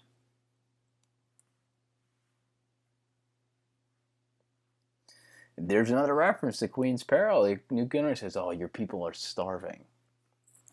One of the early disputes in Queen's Peril, when Padme gets elected to be queen, is that there's a food shortage on Naboo at the time. And they hold a conference with other planets of the Chamal sector to bring food in to Naboo, and it gets interrupted by this crisis. But it adds another layer when you're watching now to realize that their people are suffering. And this is another Queen's Peril reference, when C.O. Bibble says that the death toll is catastrophic. They say in the book that toll is one of the key words that the handmaidens use to communicate that everything is okay. So when C.O. Bibble says the death toll is catastrophic, it was the handmaidens telling C.O. Bibble that. You need to say this word to tell Padme that everything is okay and that she needs to hurry up. Excellent, excellent, excellent work. I mean, honestly, guys, that is just some A grade retconning. I don't like the word retcon, and I don't like that. People think like, oh, they just went back and changed it. It's like, well, no, they just added to it. They just changed it a little bit.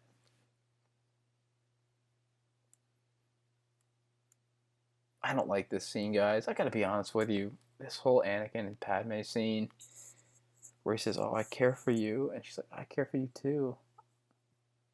She doesn't even know this kid, and she's already getting hard eyes. Am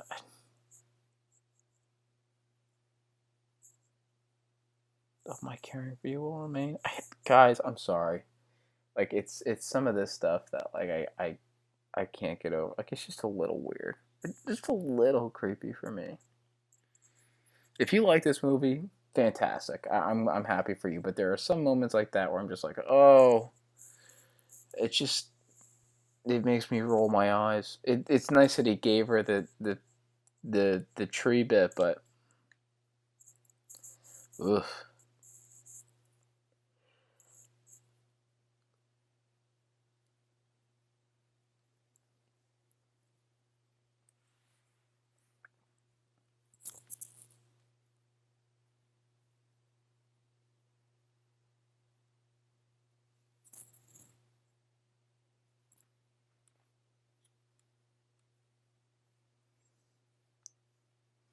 And this is where the movie starts getting a little bit slow for me, guys.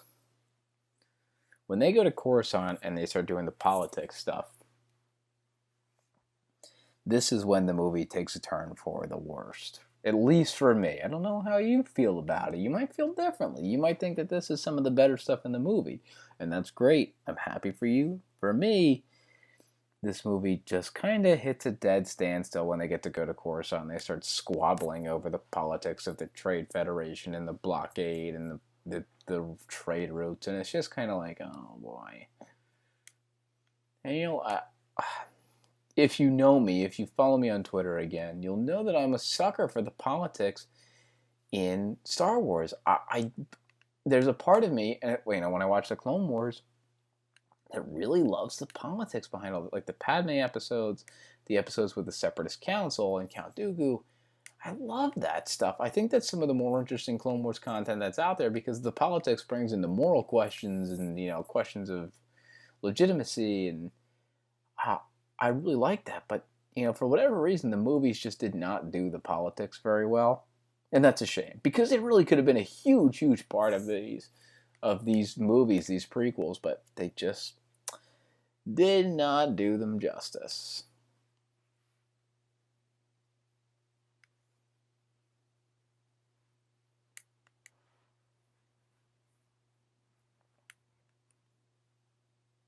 Like we cut to this scene, like in the middle of this conference, and it's just snooze time.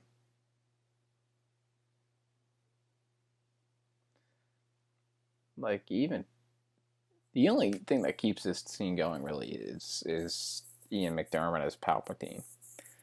Just for whatever reason, every time this guy is in a scene, he absolutely steals the show.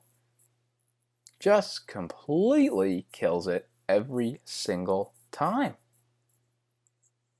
Now, it could be his background in on stage acting. I think these stage actors, especially Ian McDiarmid, were perfect to cast for the Emperor because he's so regal. He's so not flamboyant, but he's just got that extra flair to him, which is perfect for this politician, this ruler of the galaxy. It's too soon to be. It's great. Great casting choice, Ian McDiarmid.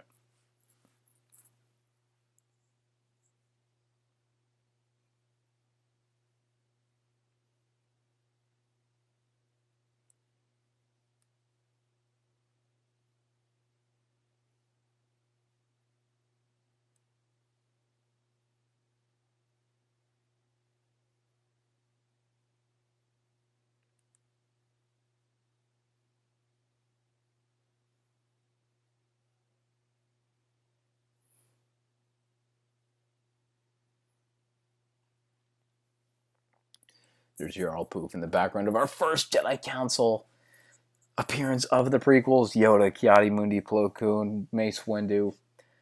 God, that must have been crazy to see Yoda back in this movie in 1999. Must have been absolutely insane. And Yoda's got a little hint of Empire Strikes Back in this movie. He's just a little kooky. He's not the way he was, but just a little bit.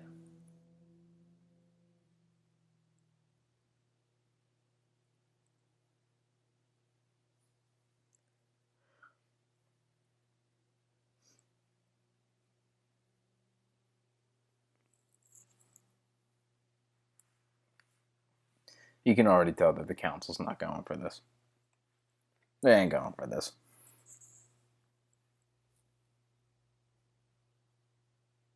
Look, they're whacked out. They're like, this guy. Mace Windu. Ugh. Yeah, we're watching this on Disney Plus. And I don't know why I'm thinking about this, but the CGI Yoda put over the puppet Yoda in this movie was probably the best choice they made for this movie. The puppet Yoda for this movie just didn't work out. Didn't work out that time.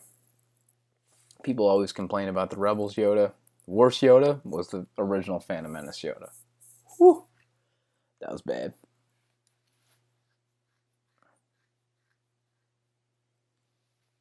Nice little moment here between Anakin and Padme as well.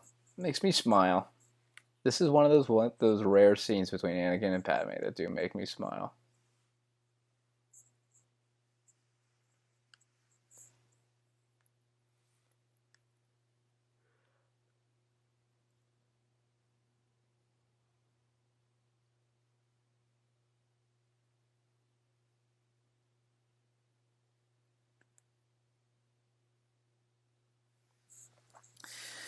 I want to touch on Mace Windu just for a moment.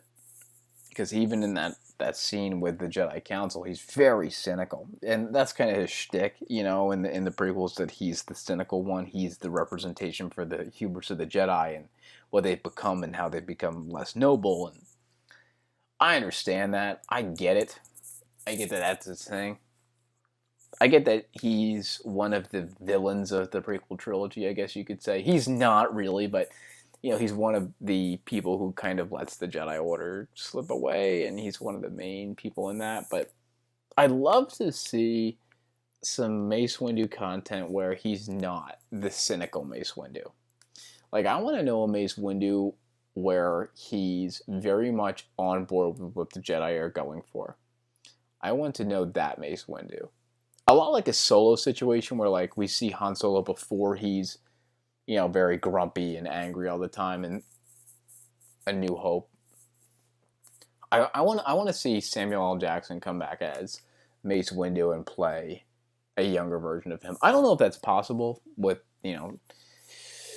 a combination of digital de-aging and makeup and, whatever. I'm not one to speak on all of that. I don't know how to work those programs, and I think it's thrown around too much these days where people just say, oh, we can do anything with movies these days. And that's not necessarily true. But I'd love to see a story of Mace Windu becoming the cynical person that he is in the prequels. I want to see what turns the tide for him.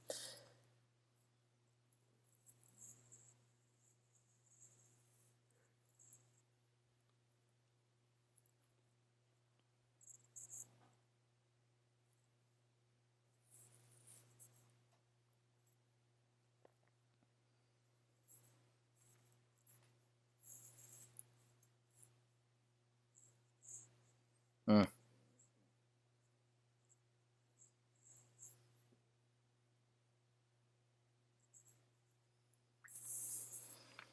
Here's Palpatine in the background of this scene, slowly realizing that he underestimated Padme. He talks about it in Queen's Peril. How he messed up on the Battle of Naboo. Palpatine admits that. He should have done better. But he thinks that Padme is like this naive young girl and she can be manipulated, but Padme's got a couple tricks up her sleeve. Don't let me fool you.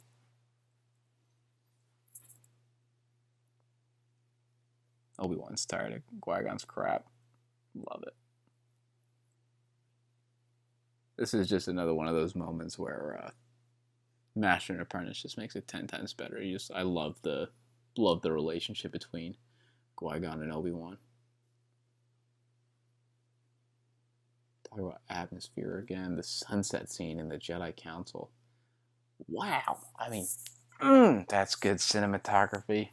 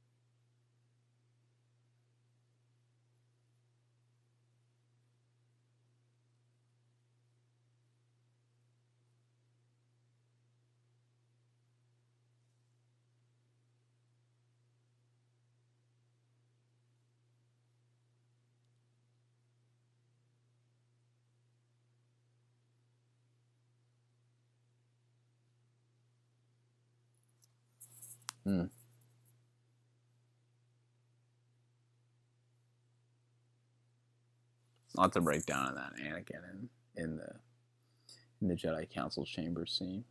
Lot to break down there. Maybe for another video, another time.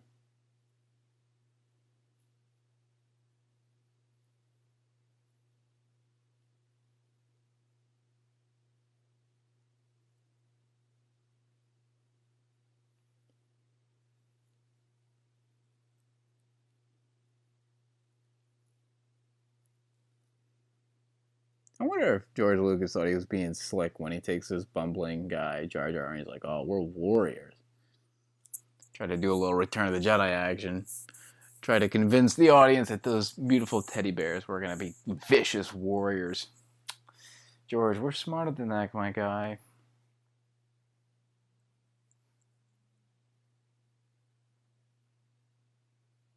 Elite team of Malice there is a big part of the Darth Plagueis book as well. A lot of Darth Plagueis references in the Phantom Menace. You know, if you are not a fan of this movie, if this is a movie that you absolutely despise, let me tell you that this movie has definitely gotten the most love. Next to A New Hope, mind you, it has gotten the most love through extra material next to A New Hope in Star Wars New Canon. Does that make sense? You get what I'm trying to say? Like, this movie has gotten the most extra material in canon next to A New Hope. It got the 2 books that I keep mentioning. It had the solo appearances. It had, you know, Maul becoming this absolutely amazing character in Clone Wars and Rebels. You know, there are parts of this movie that are completely altered thanks to what Disney has done with the canon. Not to say that there wasn't any good Legends tie-ins to the Phantom Menace. Obviously, Darth Plagueis is one of those, but Darth Plagueis, in the eyes of many fans, is still canon, and I don't see why not. There's a lot of great stuff in that book. I wish that they would make a Darth Plagueis story in canon. That would be really cool, more Darth Plagueis content, but point being, this movie has gotten a lot of love. So if you're not a fan of this movie, go ahead, watch Solo again. Read those books. And then come back and tell me you didn't see the movie differently, because I'd be really surprised. Master and Apprentice. There it is. There's another one. Just the list keeps going.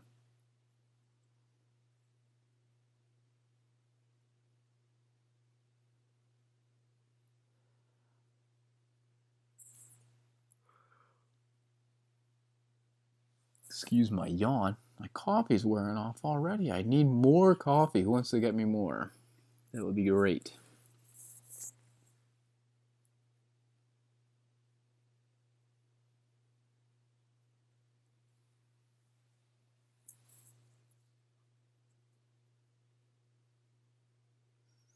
Moody got a lot of speaking lines in this one. Good for him, man.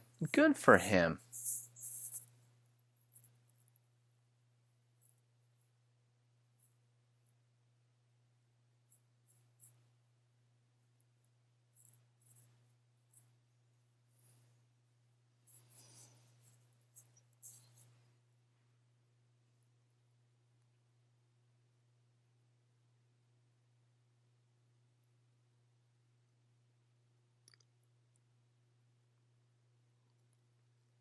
Ewan McGregor as Obi-Wan, that was their best casting choice. I love Qui-Gon Jinn. I love Liam Neeson. I love Hayden. Natalie Portman was a great choice for Padme.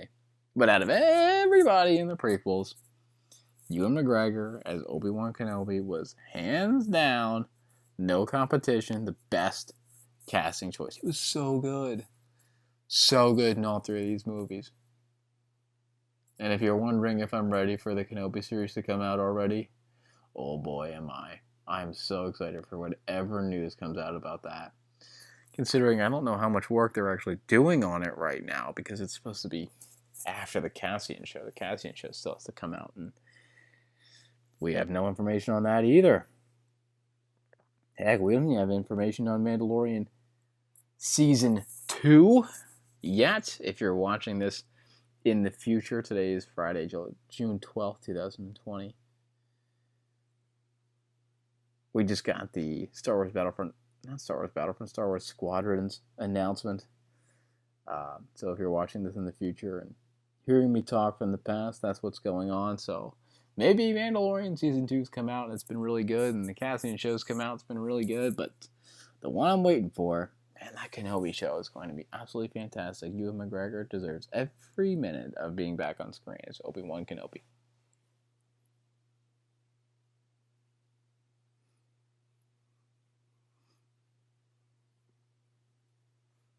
Jar Jar's flipping out because we get to go home.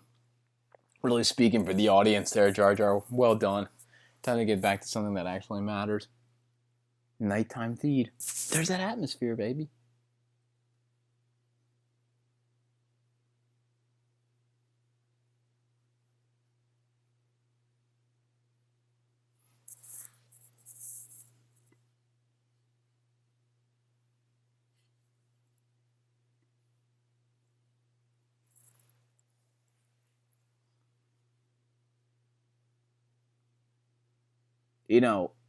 This is an underrated Darth Sidious movie.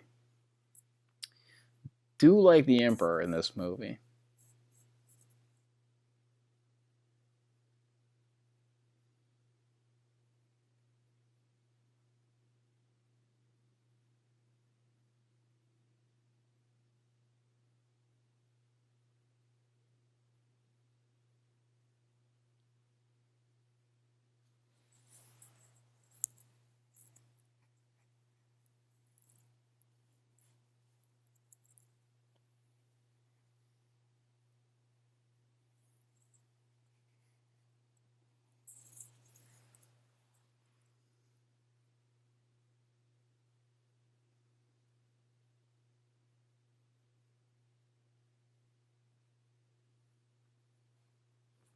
See, now the movie's like suddenly picking up. Suddenly we got a little steam going in this movie. Oh, we got much time.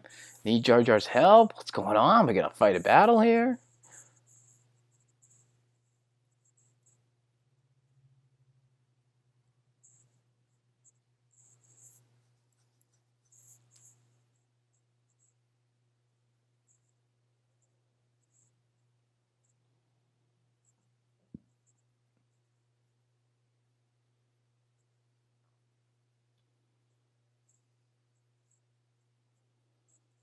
This is a heartwarming Obi-Wan and Qui-Gon moment.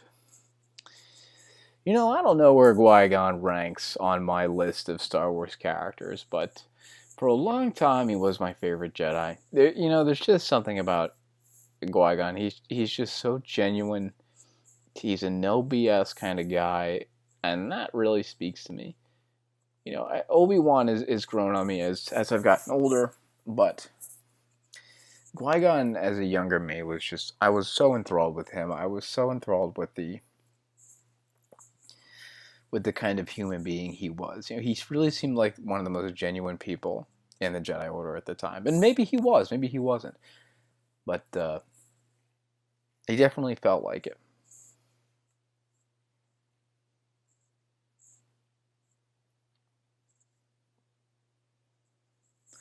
This is another part of the movie that has a great Queen's shadow, a Queen's Peril connection.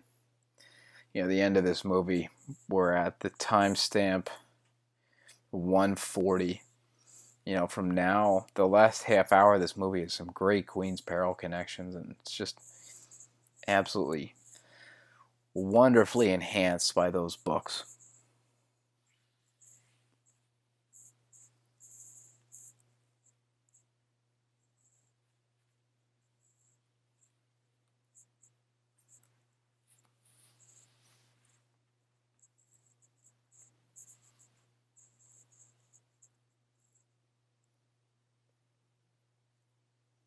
I'm sure she's very hurt by that.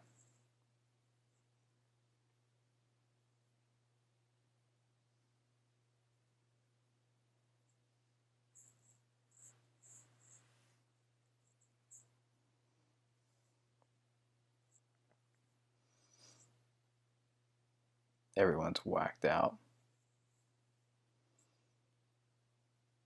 Anakin's mind has been blown. This has been a rough couple days for Anakin. Everything he knows is a lie. He has to leave his mother. The Queen isn't who the Queen is. Just met a bunch of Jedi who he thought weren't even real. Crazy times.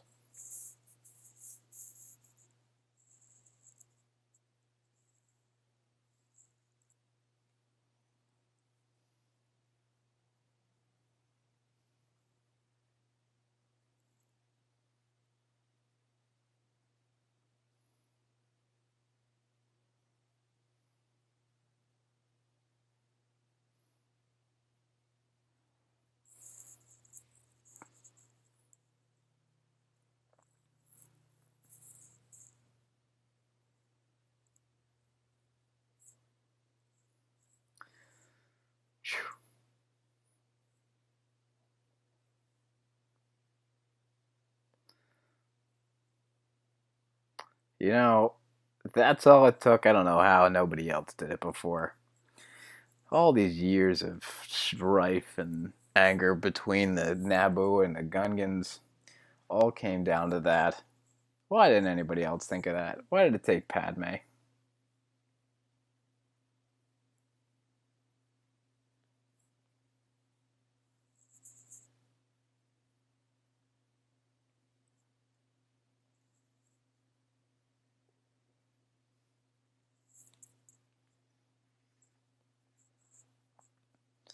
This is another great Queen's Peril connection. Is this how they get all these people out of the camps? God, guys, this whole video has turned into me praising Queen's Peril and Queen's Shadow. So if anybody knows E.K. Johnson, please send her my love because those 2 bucks just that one's just made my year so far.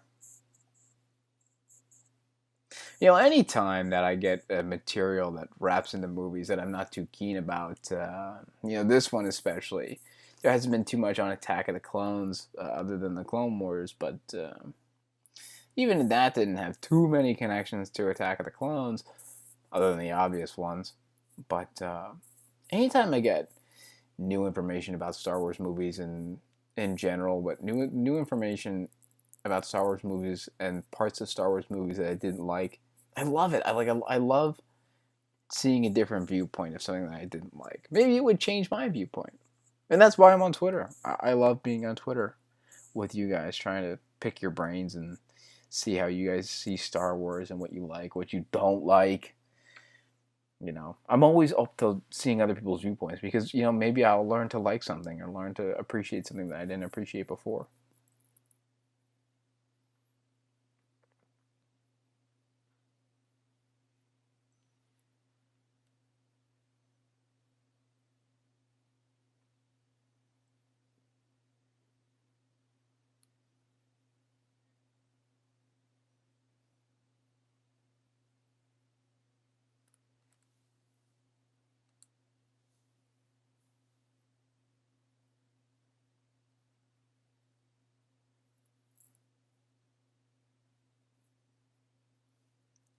The Jedi being the voice of reason there.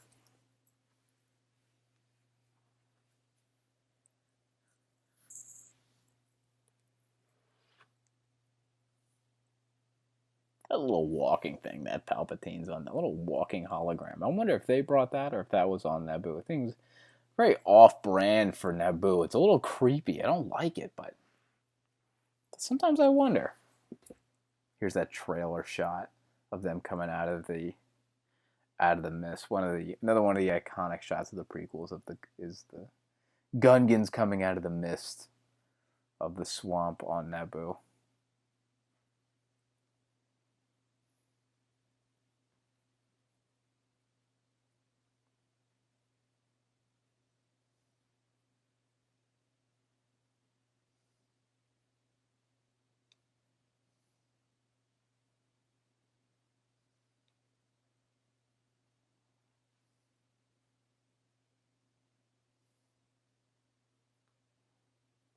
A little Battlefront action.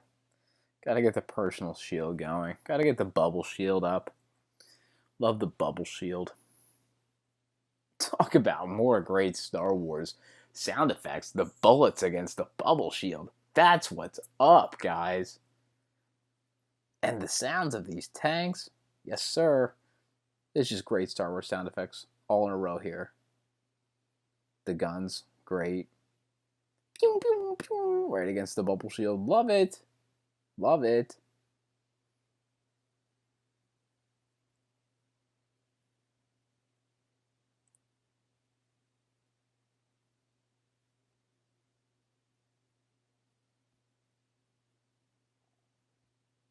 Another moment of Anakin just being calm as stuff starts to go down.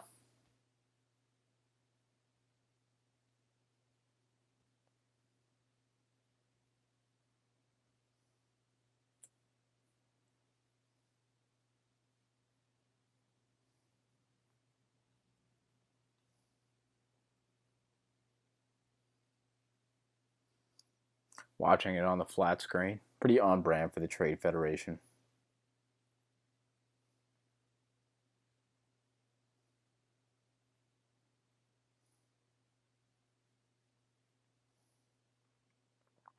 I love Anakin hiding behind this box. Oh, just kidding, not that safe. The Naboo pilots, just got the best uniforms. Why does everything on Naboo? Everybody's got the best looking uniforms on Naboo. The little security soldiers, the pilots just look awesome. Love that. The fighters. Who doesn't love the N1 starfighter? First of all, love Anakin. Let me just hop in this seat. This is safer than hiding behind a box, even though it has an open top.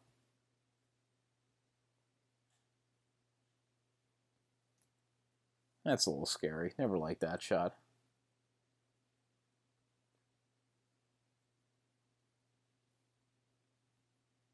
We're coming up on our favorite moment, ladies and gentlemen, of everybody's favorite Phantom Menace moment. It's coming up soon. I know you all know. God, I love the N1 Starfighter. I love it. Definitely in my top 3 favorite starfighters in Star Wars. Y-Wing, X-Wing, probably Poe Dameron's X-Wing, if I had to be specific, and the N1 Starfighter. God, so good. Talk about another Lego set I had. Your boy's got the MTT. And it does have this thing where it rolls out a bunch of droids. It does not hold like 5 million like this does. It holds like probably like 8 or 10 maybe droids.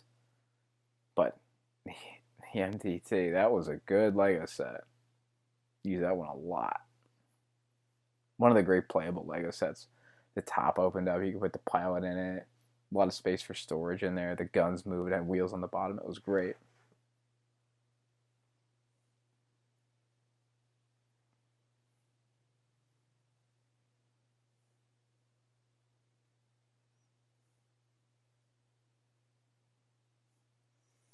Also, does anybody know the thought process behind the Trade Federation when they were like, let's put all the droids wired to one computer? as if computers have never glitched out or had problems before. Why couldn't they be wired to think for themselves? Obviously they did later in the war, but God, come on, Trade Federation, get your head in the game, man. If you're going to invade a planet, you better get your stuff right.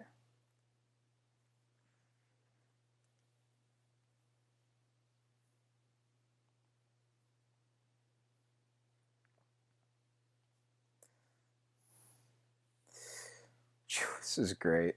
This is one of the best battles in Star Wars, the Battle of Naboo.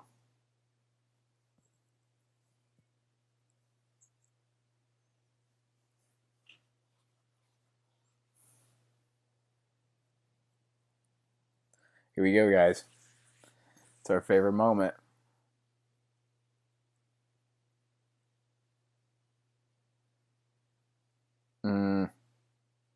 Yes, you will.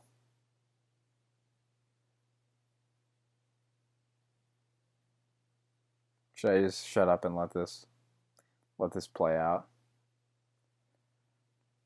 Because this is, talk about all-time Star Wars moments. Not too many in this movie. Not too many all-time Star Wars moments in this movie. Maybe the pod race is up there. Maybe. But if I had to pick one moment from this movie that was an all-time Star Wars moment, you are looking at it.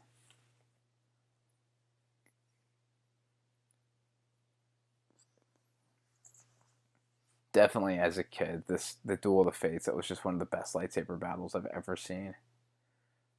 You know, as I've gotten older, I'm less about the flashiness of lightsaber battles and the choreography, and more about the emotions behind the lightsaber battle. I think it's more important, like why those two people are fighting, rather than how they're fighting. But as a kid, man, and still somewhat today, don't get me wrong, the Duel of Fates, man, this is just still great even today.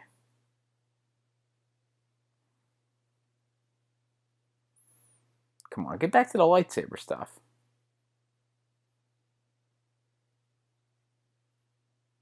Here we go.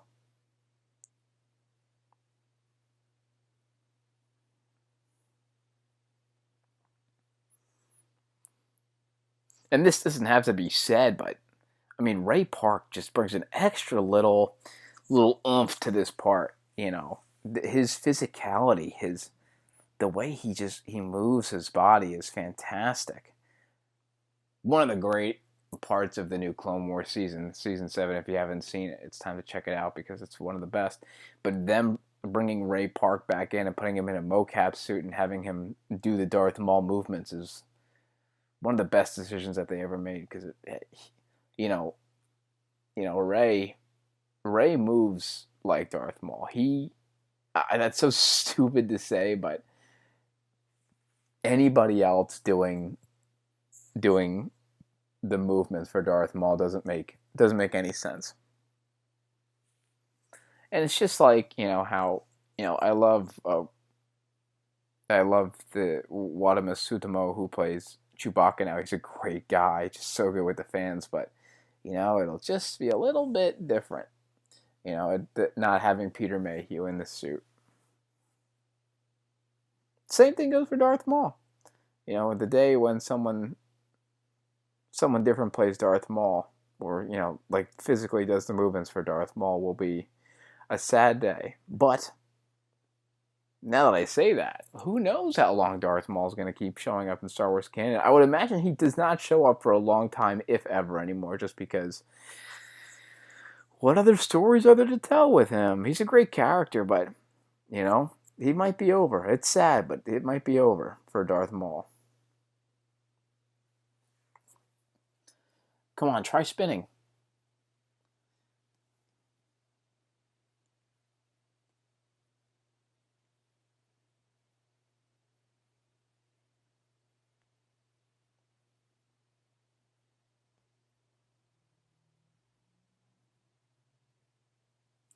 You know, one of the highly contested topics in Star Wars is the Mary Sue argument.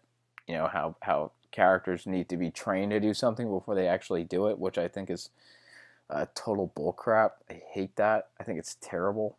I talked about it in one of my videos. We talked about how there's Panaka going absolutely ham on one of those windows. What did that window ever do to you?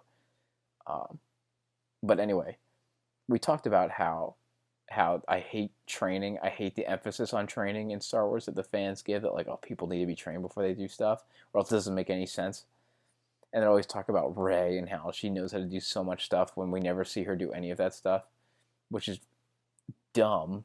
First of all, that's just you hating a character for no really solid reason. But I always point out, like, Anakin never flew a starship and he blew up a droid control ship. Like, no one was ever angry about that. You know, Luke literally had never flown an X-Wing and hops in an X-Wing and blows up the Death Star. No one's ever had a problem with that. These two have never fought a Sith Lord before, but obviously are holding their own. You know, it's just, it's one of those, it's just one of those things where I'm like, ugh. One of those things that I just really, really hate. And seeing Anakin flying that starship brought that back to me.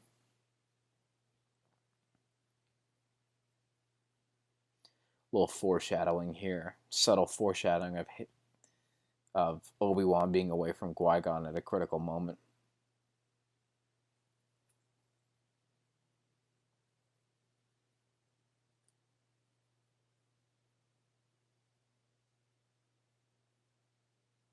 You know, I don't know if it was AT-AT chat or somebody else that I saw on YouTube, but somebody pointed, you know, did a great little breakdown of this fight where they were looking at this part, and it's how Maul is very much, he's tense, he's angry, he's very much a Sith in this moment. He's stalking his prey.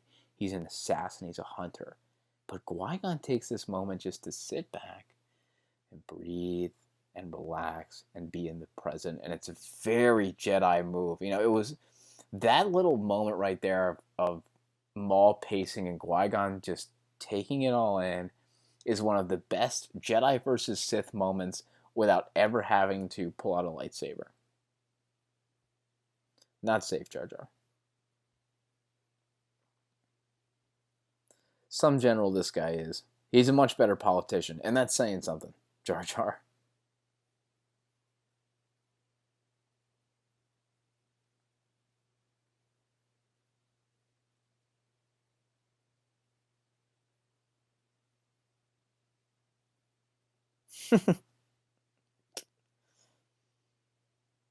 And these guys just drive right into them. It's incredible.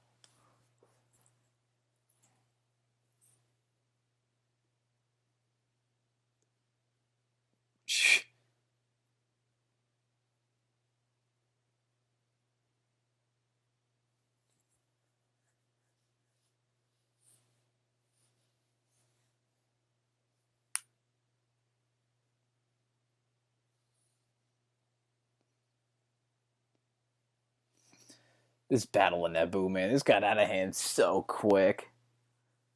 The droids just wiped the floor with the Gungans.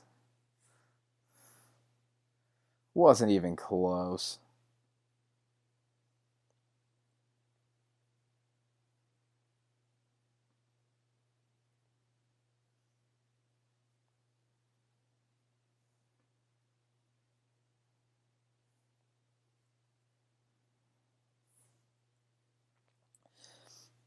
You know, I was just saying, Star Wars Starfighter, Star Wars Squadrons is the game that just got announced today, June 12th. God, I hope you can fly an M1 Starfighter, baby. I hope you can fly one. That'd be so cool. I was just talking to one of my friends about how if this game is compatible for VR, woo! I will pay whatever price you want if I can fly a Starfighter in VR and shoot other things. That will be so cool. I'll get the joystick. I'll get everything. Whatever you want me to get, I'll get. Bad times for our heroes right now. Here we go. Obi-Wan knows.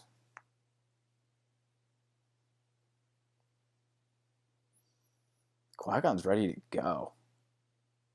Go, Obi, come on. You know, it's kind of sad, but I still hope that Obi-Wan gets through that last door every time I watch this movie. Every time I wish that Obi-Wan gets through that last door.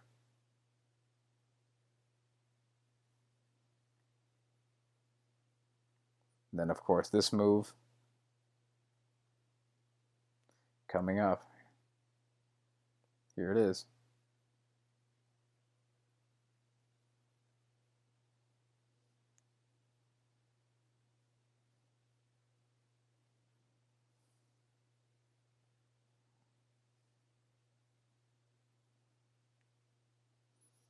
I love that they brought that back in Rebels. One of my favorite parts of Rebels is when not Qui-Gon, but Maul uses that move on Obi-Wan, and Obi-Wan ends Maul with it. That's poetry. That's art. That's art. There are people that don't like Rebels, and I don't know why those people exist. Because Rebels is absolutely fantastic. Every bit of it is great.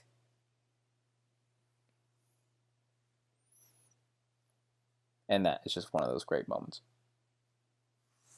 Yet another Queen's Peril moment. Right here. When they get the distraction made, and then Padme jumps on the throne and takes those two guns.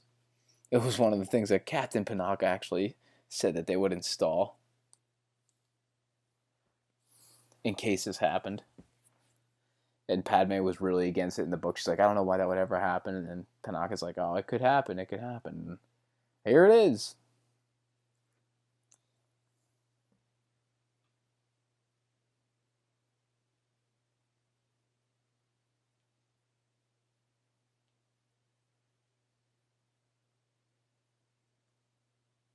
Here we go. Obi-Wan versus Maul. This is definitely a dance. You know, it's funny, you know, the way that the choreography is done in this. Like, it's very clearly a choreographed fight. And as the prequels go on, they get better. They definitely get, you know, they get more realistic than this. But this one, out of all of them, it's just so clean. Every movement is so clean. You know, if you're not a big fan of this way they fight, you can always look at it as this artist rendering of a moment. You know, like a Renaissance painting where it's exaggerated and it's colorful, and maybe it's not exactly how it happened, but it captures the spirit of the moment. That's what, speaking of Maul, Sam Witwer always thought about the Force Unleashed like that. Sam Witwer was always very big on the Force Unleashed being canon, obviously, but he always viewed it as like this big embellishment of what actually happened. Like, maybe Starkiller was powerful, but not powerful enough to rip a Star Destroyer out of the sky, and that was just, you know, one of the tall tales about him. Someone along the way I heard say that about the prequels, how, you know, maybe these things did happen, and they did happen like this, but some of the elements are a bit embellished, like a Renaissance painting, which I kind of like. You know, it wouldn't be a Star Wars movie without cheesy pilot lines, would it?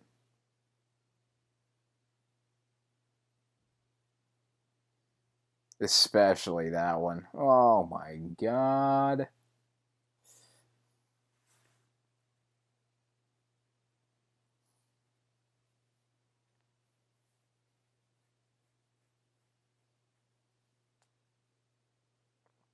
There's the Death Star moment.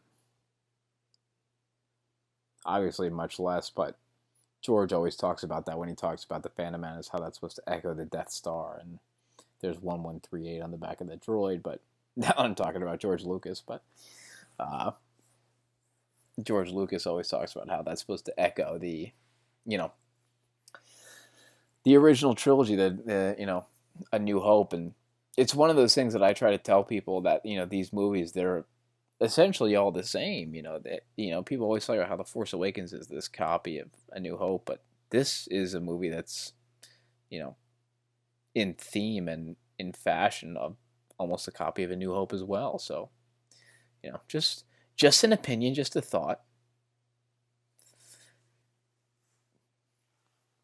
Well, that's his first death, folks. There he goes. That's the last time I'll see his legs. There goes Maul. And this is one of the most heartbreaking moments in the Star Wars saga for sure.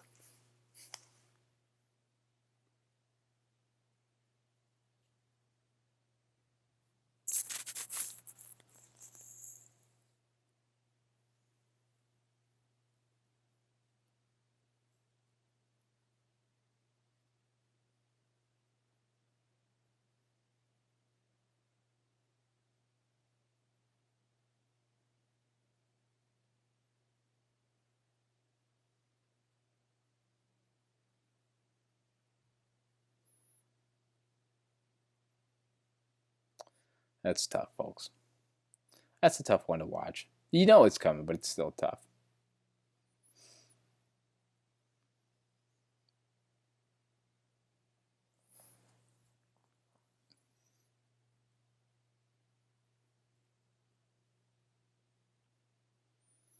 There's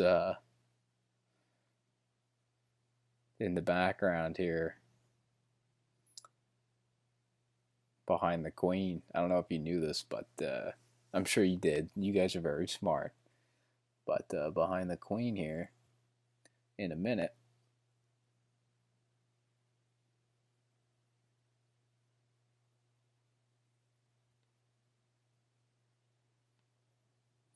not yet, soon. Here we go.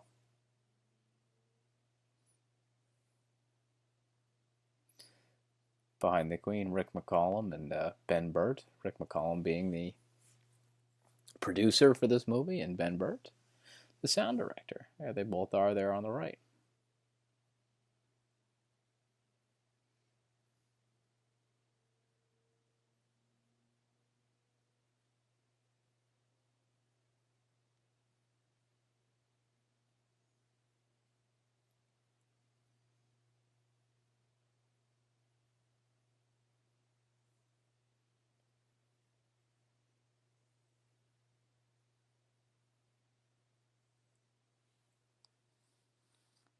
You know what the sad part is about, they're all right. They're all so wrong, but the Jedi are also like really right about all this as well.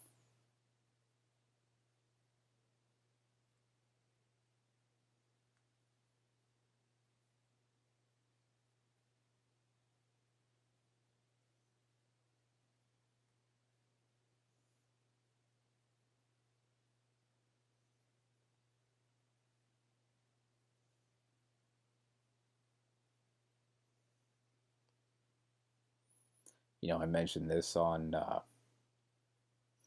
Twitter some time ago, but this shot here, but no, okay, not this shot, but one of these shots shows there you have it, Obi-Wan, Padme, and Palpatine all in the same shot, all standing next to each other. And those four really being the four main characters of the prequel trilogy, but you see the three of those, Obi-Wan, Padme, and the Emperor, Palpatine, Sidious, standing next to each other. And those are the three main players in Anakin's fall to the dark side. George Lucas knew what he was doing. He knew what was up. Putting those three together in one shot. Ridiculous. He was sneaky like that even in 1999. There it is. Bing, bang, boom. The three key players. There's Anakin in the background. And this scene, I don't know why I played this song a lot as a kid, but the ending sequence to this movie just suit my ear as a kid. Well, we have almost finished this movie, guys, as we celebrate the victory on Naboo and that weird orb that no one really knows what it is or what it's supposed to represent. I actually answered a Q&A on Twitter the other day what that orb was. It's supposed to represent peace. It's a peace offer. It's a peace offering, I guess you could say.